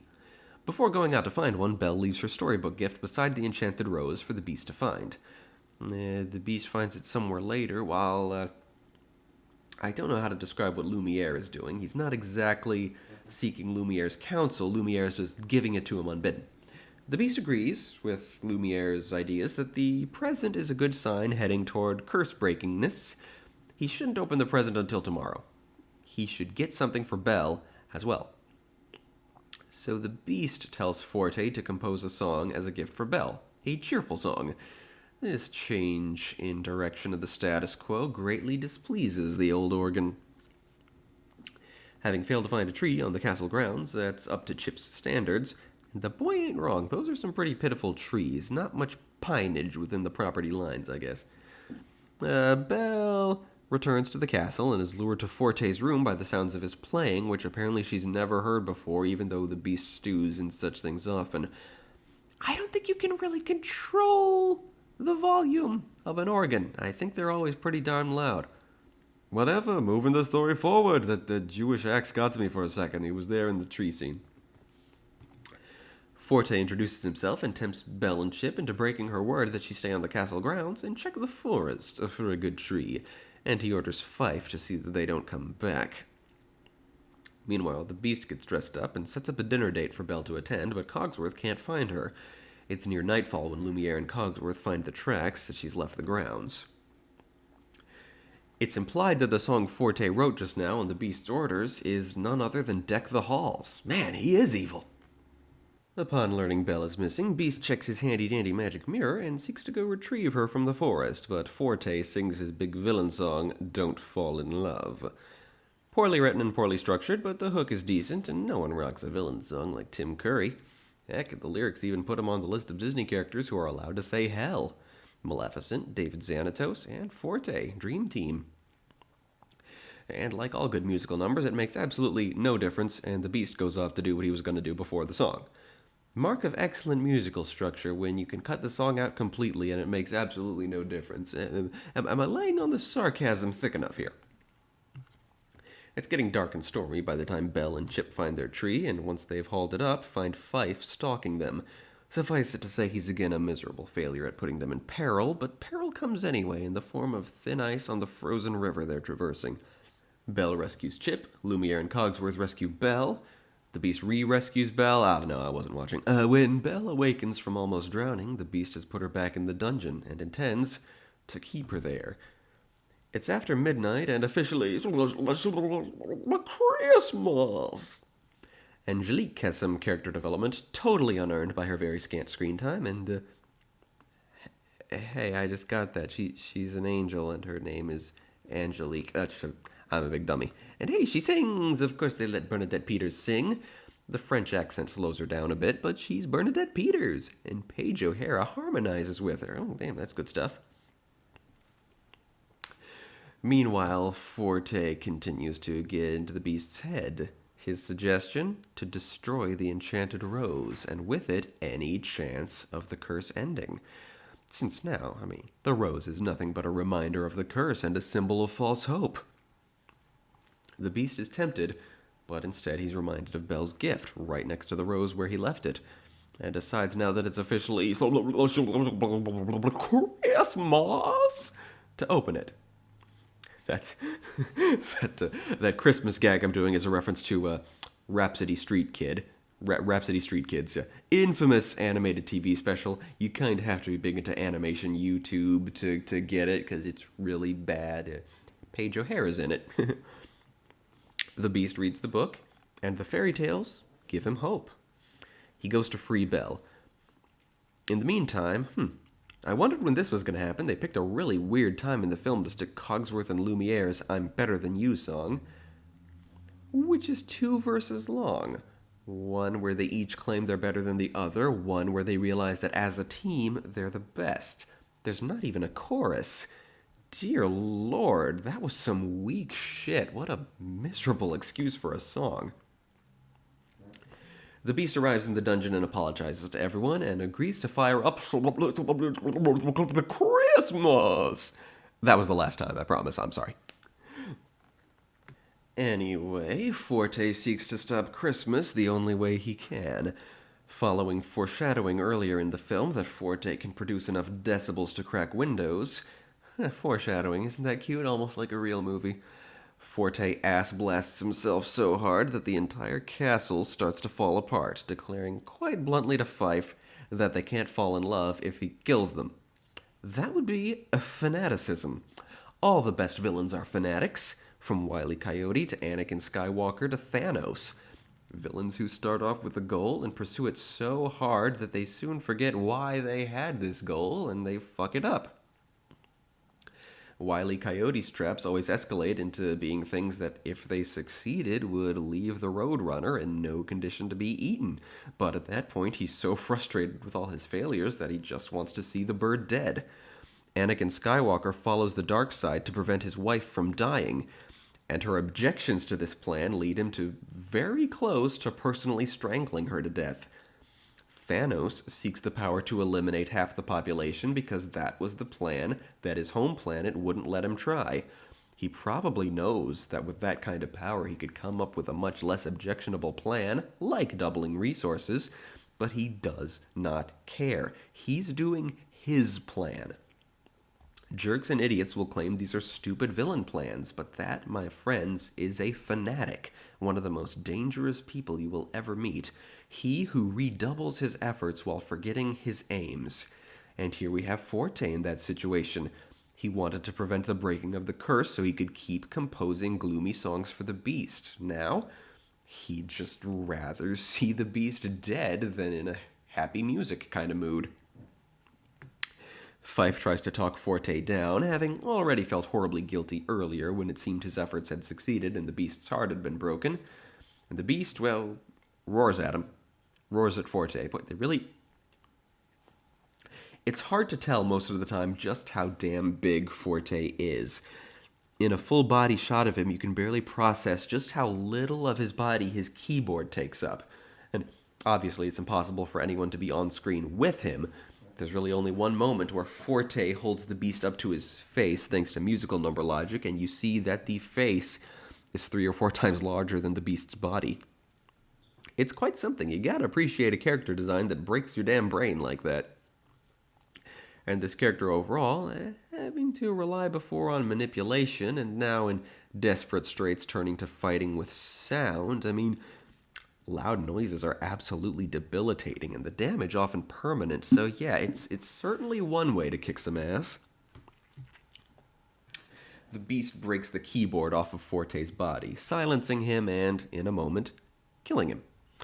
All the beast can do after that is mournfully utter Forte's name at the realization of the way the man manipulated him.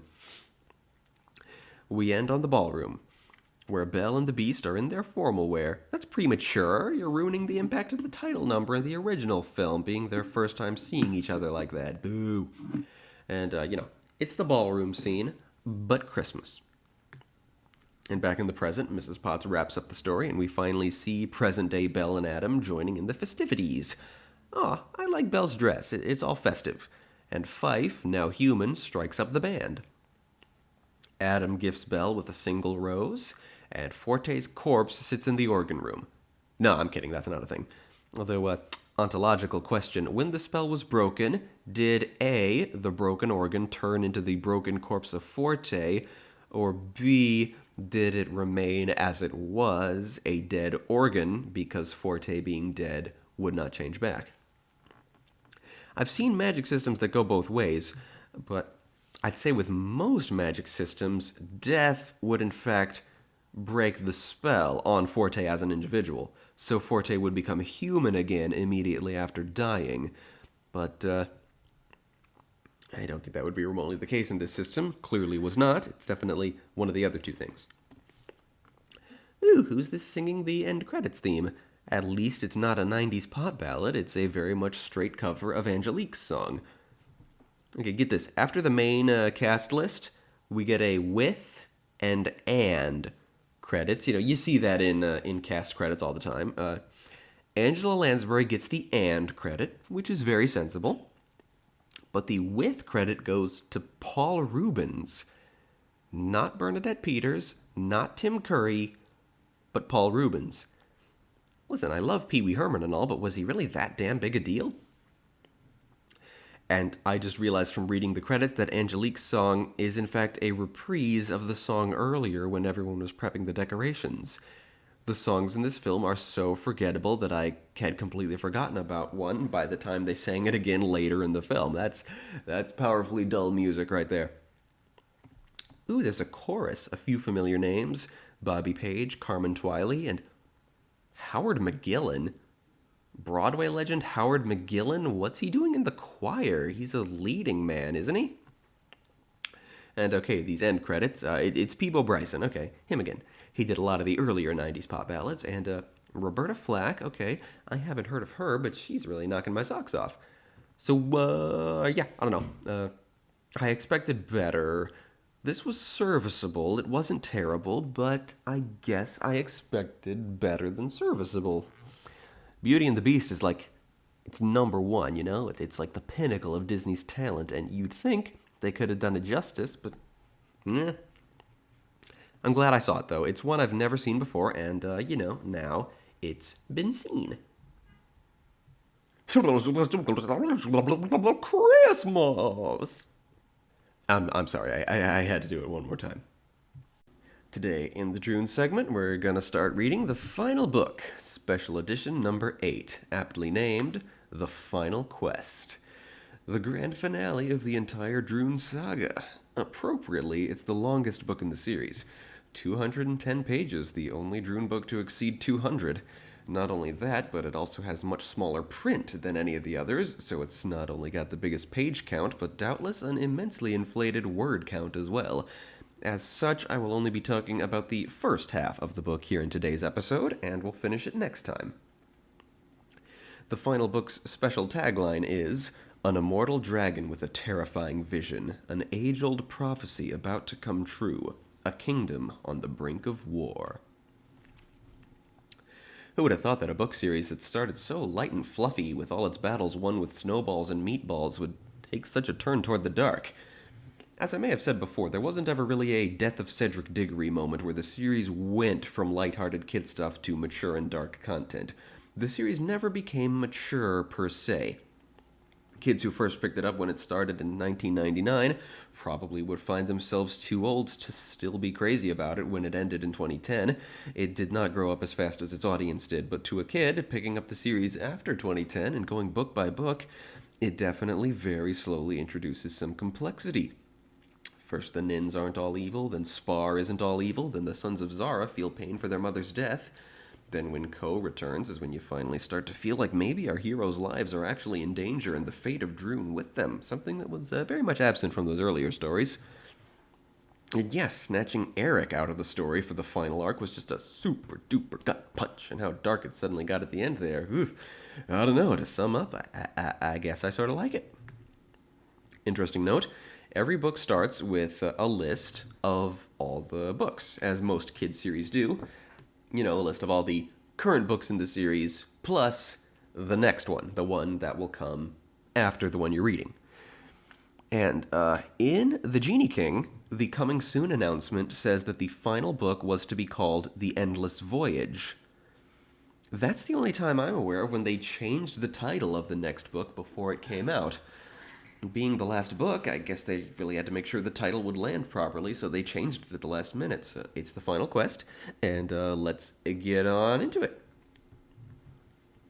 Chapter 1, The Half Prophecy. Gethwing flies over Droon, Eric on his back, keeping up the pretense of still being Prince Ungast. At last, we've returned to Eric's head. For 38 books, we were almost exclusively in Eric's head before he was shockingly taken out of the story at the end of Flight of the Blue Serpent. In the next book, In the City of Dreams, we were only in Eric's head for half the book, and even then he wasn't himself. And when we were in his head for brief passages of Crown of Wizards, he was fully consumed by Ungast. That shit was Ungast POV. It's truly a shocking move, taking your viewpoint character out of the game like that, and it allowed for excellent development from Julie, Neil, and Kia. By seeing from their perspective. But now at last, the final book begins, and it's Droon's darkest hour, but at the same time, you feel going into it that we're already back home, for we are once again viewing the world through Eric's eyes. It's before sunrise. I think this whole story takes place over the course of, 30 hours, as is made clear later, which is normal for this series. More than one day passing during a single Droon book is very uncommon, but still, it's baked into the plot of this epic finale and is all the more epic for it. In the dark of night, Eric sees the burning wreckage of the Lumpy village, the Oobja village. As Gethwing discusses the end of the war, he mentions the prophecy that's guided him all his life. The prophecy that was made on the day of his birth 5,000 years ago. 5 shall pass away, 4 shall wear the crown, 3 shall fall, 2 shall rise together. Despite the obvious 5, 4, 3, 2, 1 nature of the prophecy, Gethwing doesn't finish, not telling Eric the final line about 1, even when he asks. The 5, Gethwing believes, refers to the cycles of Droon's millennial calendar. The 5th millennium is coming to a close tomorrow. The 4, refers to the Crown of Wizards. Gethwing, Ungast, Nefu, and Spar, hence that group's recent formation.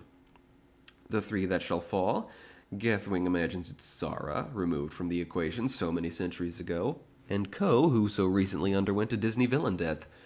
Some third important enemy of Gethwing's is sure to fall before the day is done. The 2 that shall rise together, Gethwing feels, are himself and Ungast, ruling Droon as father and son. Gethwing gives Eric a bracelet of black ice, telling him to use it against enemies and betrayers, even Spar if he must. For Eric has decided to seek out Spar and check on which side he's on, asking Gethwing to let him take on this mission with the pretext of, not really any pretext at all. He figures Ungast would also want to check on Spar's loyalties. As Gethwing flies for Jaffa City, Eric mounts a Groggle and heads for Zorfendorf, where Spar's army is besieging the castle. Chapter 2, War of the Words. Eric clutches the moon medallion close to his chest as he descends upon Zorfendorf and meets with Spar, who greets Ungast. They break the gates of Zorfendorf and the Nin army floods in. Eric loses track of Spar within the city, but comes into contact with Thog, who is trying to protect the library with the help of 3 filthy birds. The birds pass Eric a note. Collect the magics, written in Quill's handwriting, or whatever you call the distinctive penmanship of an animated pen, raising the likely possibility that Quill is with Galen and the message is from the wizard. Among the precious papers and words Thog collects are one of the prized possessions of the still-never-seen Prince Zorfendorf, a map to the 7 cities of gold. Thog's never heard of the 7 cities, and the map is blank, but regardless, Prince Zorfendorf is fond of the thing, apparently. Eric follows Spar into the secret passage beneath the castle where the 4 rivers meet, with the password Zara. He runs into Max along the way, who assures him that all of his friends have pursued him from Ut. Sure enough, Spar is there, searching for the 5th river, hoping to reassemble the fountain that will summon the 5th river and the boat he can ride to the upper world. Chapter 3, The Living Stone. Spar attempts to magically repair the stone fountain, but fails. Spar seems to either realize Eric is on his side or simply not care that he's speaking to Ungast. He desperately wants to follow his mother's directives to visit the upper world and collect that which was lost so he can save Droon. Eric joins his magic with Spar's, and the two of them together put the fountain back together. Spar is oblivious and thinks he's done it all by himself, and he asks Eric to board with him. Eric ducks back for the moon medallion. I must have missed that part where he gave the medallion to Max, so why'd he do that only to take it back now? Anyway, Max gives him a big trunk. Neil, Julie, and Kia are hidden within. Eric sticks Max in the trunk as well, as he boards the stone boat and Spar blasts them off to the upper world. Chapter 4, Revenge of the Hunters. In the upper world, this time they're not in the local pond. At first they think they're still in Droon somehow, but Julie, everyone emerging from the trunk, figuring that no matter which side Spar is on, he ain't lucid right now, recognizes their location as a hydroelectric dam about 10 miles away from their town. Spar searches the waters of the lake for something, he won't say what. The Kindu hunters assault their boat, and Eric's parents are in hot pursuit. The three kids fly to shore to rescue the Hinkles from the hunters, and Eric and his parents are reunited. Eric suspects that the thing Spar is after is the same thing the hunters are searching for on Gethwing's behalf, and the Hinkles report that the hunters have Meredith trapped inside the power plant. They go to rescue her, leaving Spar behind on the boat, wailing Eric's name. But as they do, the Kindu hunters use their magical spiky thing to smash the dam, unleashing a torrent of water upon their town. Chapter 5, Underwater, Underground. Kia and Eric erect a wall of light to hold the water back while Neil tries to repair the dam, but it's not enough. Eric psychically calls Spar's name, and this finally breaks him out of his trance. Spar takes care of the water, gaining the strength to do it when Eric gives him the moon medallion. The dam is repaired and all of the water put back in the lake, no harm done. Rejuvenated, Spar gives Eric the medallion back, and they set off to rescue Demether. In the power plant, the hunters have her chained up and are interrogating her. Our heroes rescue her, Demether and Spar coming face to face for the first time in ages. Spar promises to pay for his crimes, but for now, they need to work together. It's time to find what Demether came to the upper world for, what Spar searches for now here in the lake. The Wand of Uruk. They magically go to the bottom of the lake, where the Wand of Uruk is trapped in a time loop. You'll remember, Eric found the wand in Ko's tomb. Then he went back in time with it and gave it to young Galen, who lost it to the goblins, who gave it to Ko, who was buried with it for Eric to find. Boom.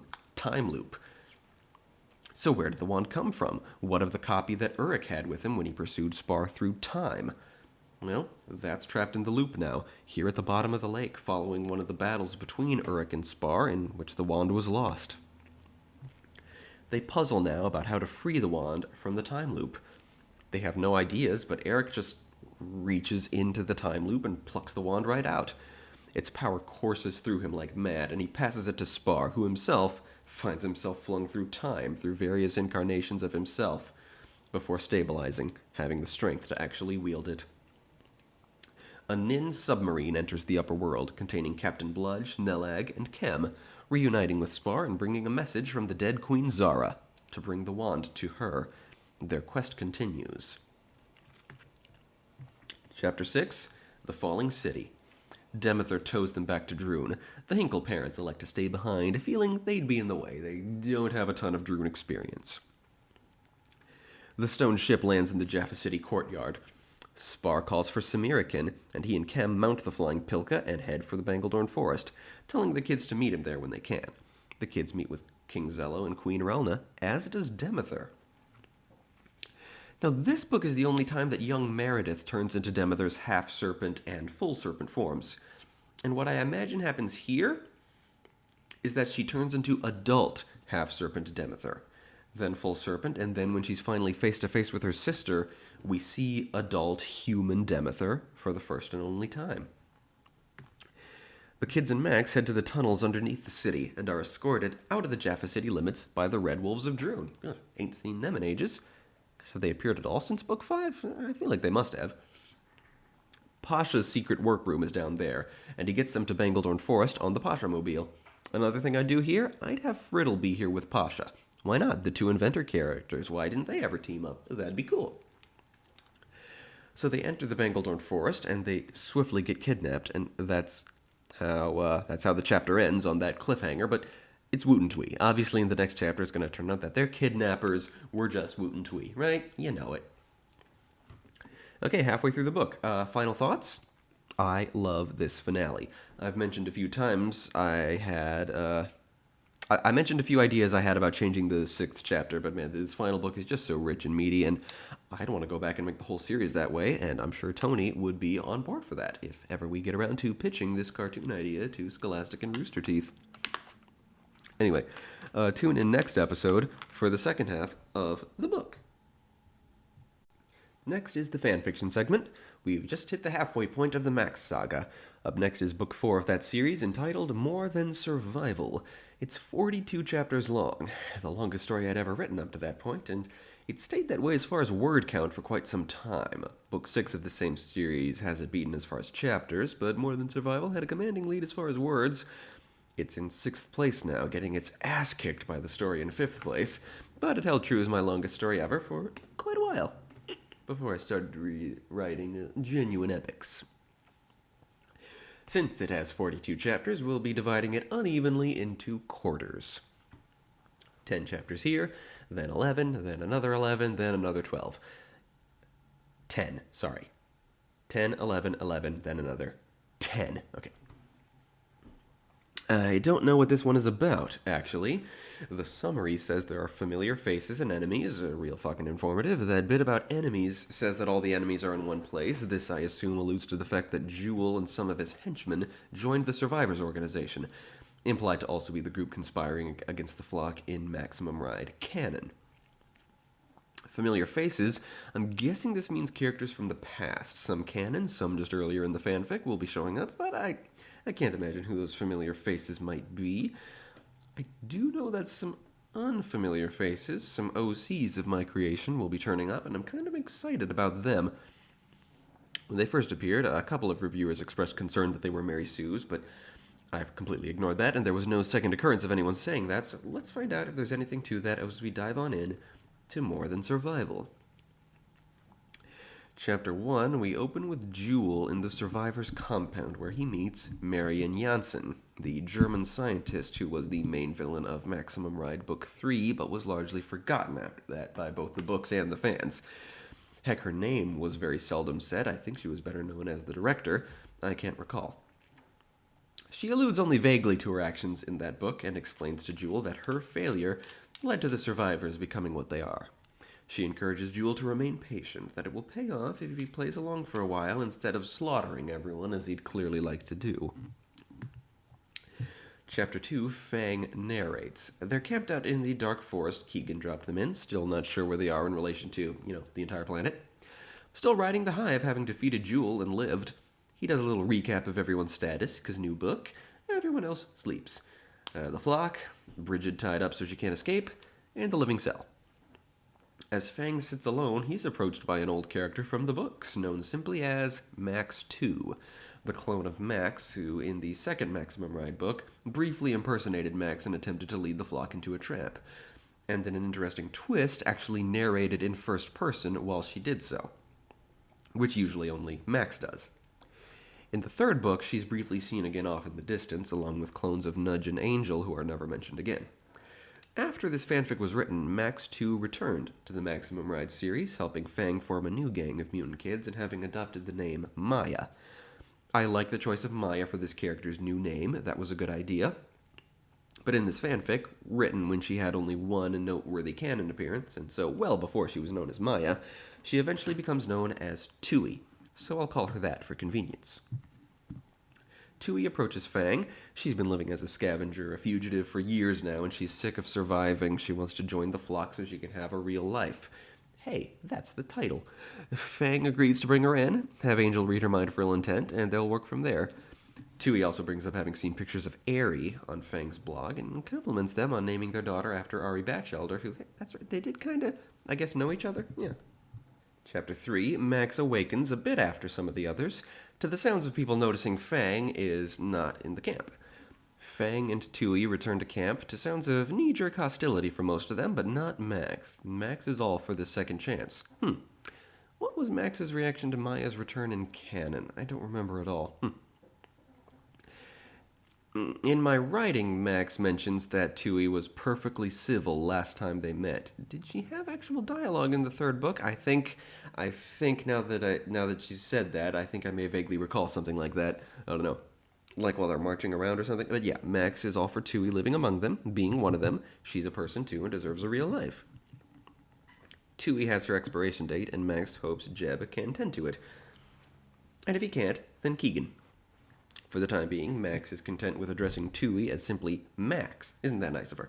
But surprisingly, Angel isn't up for trusting the clone at all, to Max's annoyance, and keeps telepathically assaulting Max with her feelings on the subject, which are clearly just that Angel doesn't think a clone of Max can possibly be as worthy as the rest of them. So now, chapter 4, so now it's about time to get their bearings and figure out where they are. They rig up a gurney or something to carry Bridget, and as for the living cell, well, it wants them to kill it. Max insists that even if they had that kind of power, that's not the right thing to do. Figures they can arrange a plane to pick it up later. Reluctantly, the cell admits to an ability it has. It melts into a slick black liquid and changes from being a black cube 40 feet on each side to a cube 1 foot on each side. Just a little black cube of darkness, a little black cube of darkness. Where does the mass go? Who the fuck knows? When the living cell starts appearing in Iris, I'm going to lean into the fact that nobody knows the science behind how it works, rather than just using it as a hand wave. Like, have its unscientific nature be played for laughs and genuinely frustrate the characters. They set off, and it's not mentioned, but I think I had in mind at the time that they were in Germany, so Italy is, close enough in stupid fanfic fast travel land. Plus, it can't be a coincidence that they were so close to where Tui was searching for them, yeah? Max is immensely proud of how Keegan knows what she's doing now. They get into the base. Jeb reports that he's figured out how to stamp out the expiration date and has successfully performed the procedure on Total. Max tells him to get it done on Tui, and he too displays a strong prejudice against the clone, but she threatens to snap his neck if he continues to object. Aerie appears, and after Max gives her a 3-year-old worthy explanation for Tui, Aerie greets her. Aerie is cute. Max admits, as Jeb goes off to fix Tui, that she's starting to trust him again. Fang advises her to hold off on that for a while, telling her of the fight he had with Jeb earlier, which may have revealed the man to be not entirely human. Meanwhile, Max and Fang start talking about their wedding because it's a fanfic, and romance means you're having kids and getting married, in that order, even if you're still in your teens. Actually, I think most fanfic writers have a bit more sense than that. I don't know what was wrong with me. Anyway, Max and Fang decide they'll marry later that week. Not waiting the 2 months for Fang to turn 18, and not taking the time to plan something lavish, just a simple, not necessarily legally binding ceremony in the base with Max in a wedding dress. Fang wants that big. Well, that was a long chapter. I wonder why it was only one. I guess I always start with an idea of what will happen over the course of a chapter, and sometimes some chapters end up with more meat on that skeleton than others. I don't know.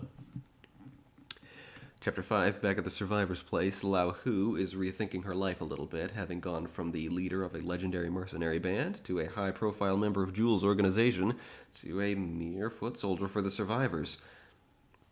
So yeah, kind of a peek into Lao Hu's mind we haven't gotten a ton of before, her backstory, her thoughts on her appearance. I think it's been established that Lao Hu is not a young woman, that she's late 40s, but that's established here. Yeah, that's just an aspect I'm definitely going to have to remember when she appears in Iris, though she won't be named Lao Hu there because I think that's just the Mandarin word for tiger. It's not a name. Shay has been having a better time among the survivors as she's been sleeping around. Could she not do that in Jules' organization? Yeah, I think it's more like now, at the halfway point of the story, is when Shay and her now brother Lang, retcons, get developed beyond being one-note jokesters and bullies. This chapter establishes that Shay is extremely beautiful, extremely vain, and rather promiscuous. Lao Hu wonders if the survivors are the kind of evil they want to get involved with, but Shay responds simply that humans are evil, and it's the survivors who, like Jewel, want to eliminate most of human life. It's the only way to eliminate evil. Chapter 6. Who's narrating this one? It's Nudge. Took me a second. Fang addresses her by name a few paragraphs in. I think I made it a bit vague intentionally. It's kind of a fun thing to do when you have multiple POVs, but you don't establish who the POV is at the top of each flip. Either make it clear immediately through implications, or every so often you have it be a bit difficult to figure out. Don't spell it out until later. In this case, the hint before Nudge is addressed by name is when Nudge reminisces about the only time she and Fang have ever been alone together, back in an early portion of the first Maximum Ride book. That'd actually probably be a pretty good hint. I think most of the readers would probably remember the books better than I do right now.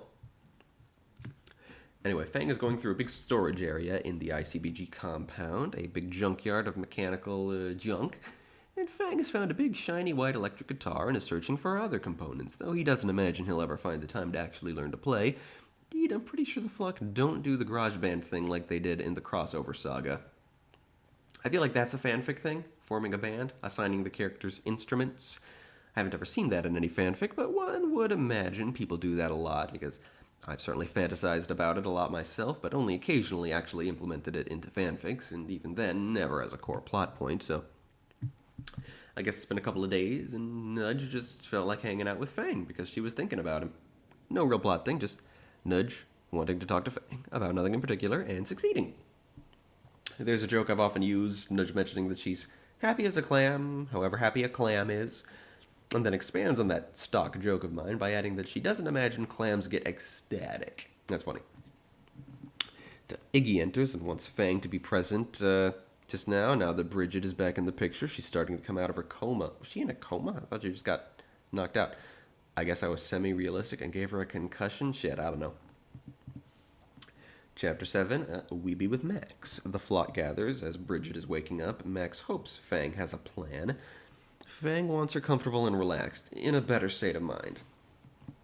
With Bridget outnumbered, to be sure she doesn't do any harm. I'm not sure where I got this notion that Bridget is insane and can't tell right from wrong. That's nowhere to be found in canon. I guess it's something that developed over the course of my fic. I don't remember if Bridget had any character beyond another redhead. So Bridget is awake, and she instantly starts trying to seduce Fang and go back to working for Jewel. Her mental state is completely snapped at this point, and it comes up in conversation that Jewel calls her Pudding, which has been true for some time. I don't think I've brought it up in any of these recaps. I don't think I knew Harley Quinn existed at this point. Harley, of course, calls the Joker Puddin'. I guess this is kind of the inverse. This would be like if the Joker called Harley Puddin'. Eventually, Fang kicks Max out of this conversation for her heckling, effectively ending the scene, as the chapter is a Max POV, and then kicks Chewie out as well, since, hey, she looks like Max, and that offends Bridget. Max explains the history she has with Bridget and Fang's whole having a thing for redheads history, some canon stuff. Max mentions it made her cry a few times. That's true. I remember that now. She did like a big shower of tears, yeah. Tui is surprised and grateful that Max is actually telling her all this personal stuff she asked for, Why are you telling me all this? You asked? Yeah, but I didn't think you'd actually trust me with these personal details. They also talk about how Max found her mom, and how the whole flock calls Dr. Martinez Mom now, and Tui starts to realize maybe she wasn't being crazy by hoping for a normal life. Tui wonders where she could find a boyfriend. Max says there are more important things in life, and Tui's like, yeah, that's easy for you to say. And the scene ends with Ray leaving the room because Bridget threw a lemon at him. That's that random type of fanfic humor we all love. Chapter 8, Fang. POV, it's the morning of Max's birthday. He woke up before she did and is just watching her sleep until she wakes up. After some early morning birthday sex, not to be confused with the early morning sex they have every morning anyway, they consider what's coming next, a double date with Keegan and Niles, then their wedding day. Other stuff, like Fang feeling he can't take any credit for how amazing Aerie turned out, and Max putting those thoughts to rest. Chapter 9, back to Max POV, her birthday passes anticlimactically. Passing over the canon main character's big day to more quickly get to the promised scene that features an OC who has literal godlike powers and whom the canon main character asserts is her very best friend, some might say that's bad form for a fanfic. I kind of like the recapping I did here of Keegan's status, be in a book and all. It explains to the audience who Keegan is, but it doesn't give away too much of what happened in previous books to get Keegan to her current point. That's actually rather impressive. Not so much needed these days. No one ever starts a series in the middle or skips books anymore, Continuity, way too important a thing these days. Still, I do like the way I simulated that here at the top of book 4 of my fanfic. It charms me. Keegan summons Max and Fang to a cozy little cottage in a small pocket universe of Keegan's creation, all four of them dressed in Victorian garb. But they quickly change out of that to go for a hike on the mountains that Keegan just created. Keegan confides in Max privately during the hike that she and Niles are finally going to do it, because apparently they haven't done so in the 4 years they've been together. Boy, Twilight really messed me up. Chapter 10, it's Max's wedding day. Nudge is the maid of honor in a slinky red dress, while Ella, Angel, and Tui are wearing the typical poofy bridesmaid dresses. Iggy says Jeb has requested walking Max down the aisle, but Max refuses, has word sent to Jeb that she doesn't want to see him at all today. Iggy remarks, completely unprompted, just sharing a thought he's had on his mind for a while, that it would be really hot if Max made out with Tui. Twin fantasy. And Keegan turns up in her bridesmaid dress, post-coital. Nudge tries not to reveal that she's pregnant, but Max eventually coaxes it out of her. Nudge, who is, 15 at this point in the series? Why did I think this was a good thing? Bridget shows up. She seems much more lucid, and Max accepts having her around the wedding, but tells her doesn't want her to be a bridesmaid, so Bridget is out as far as that. Aries a flower girl, yada yada, bridesmaids, groomsmen, Fang, and then Jewel crashes the wedding, dressed in a tux and top hat. Nice. Jewel's style,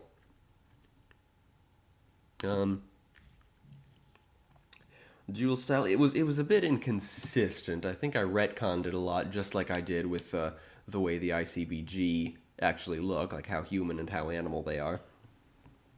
But Jewel, I think I had him like unclothed first, just a robot, and then later, had him wearing robes. But by this point in the series, it was pretty consistent that he wears nice suits. And so, coming to a wedding, he dresses in a tux and a top hat. I'm thinking he can probably keep that style in Iris despite the heat, because he's a robot. He doesn't have to worry about getting sweaty. Maybe even he's really old-fashioned with it. Top hat, spats, and tails, like a very dapper gentleman from the early 20th century. Anyway, cliffhanger ending for you there, with Jewel having found the base and turned up right in the middle of Max's wedding, dressed for the occasion. Thoughts on these first 10 chapters? A bit more fanficky than the story's been before. The integration of Tui into the group was handled rather well. There's still some questioning, and it's not like Tui ever really did anything outwardly villainous in the books, so it feels acceptable to me. Beyond that, yeah. I don't know, it just somehow feels more juvenile than the early portions of the story. Kind of bad. Beyond that, let's keep going. Next time, a baby. In conclusion, this was podcast 49. Behind schedule, I finished writing it the day it was due, and I'm recording it the day after that. You know how that goes, always trying to improve my efficiency and seldom actually being efficient, but I'm rolling with the punches, very much rolling with the punches. If this podcast doesn't come out on March 17th, one day late, it's certainly going to come out on the 18th, only 2 days late. Next time is podcast 50. So that's a cool milestone. Got some stuff planned for that. And then phase 1 ends after the release of podcast 52. So that's coming up soon. The end of phase 1. I've waited for that for so long. Phase 1 was supposed to end in November 2019. 1 year after phase 1 began. But felt behind. It's been some time. Indeed, coming up soon is the 3rd anniversary of TAPAS. TAPAS started releasing content in November 2018, but, I founded it in March of earlier that year. To celebrate the 3rd anniversary, there's going to be a big marathon Jackbox gaming video, and, well, shoot, I've already filmed and edited that, so hey, finally a video that'll actually be on time. That's awesome. Tapas and Stuff Productions is brought to you by our supporters on Patreon, including Knight Sadie Allen.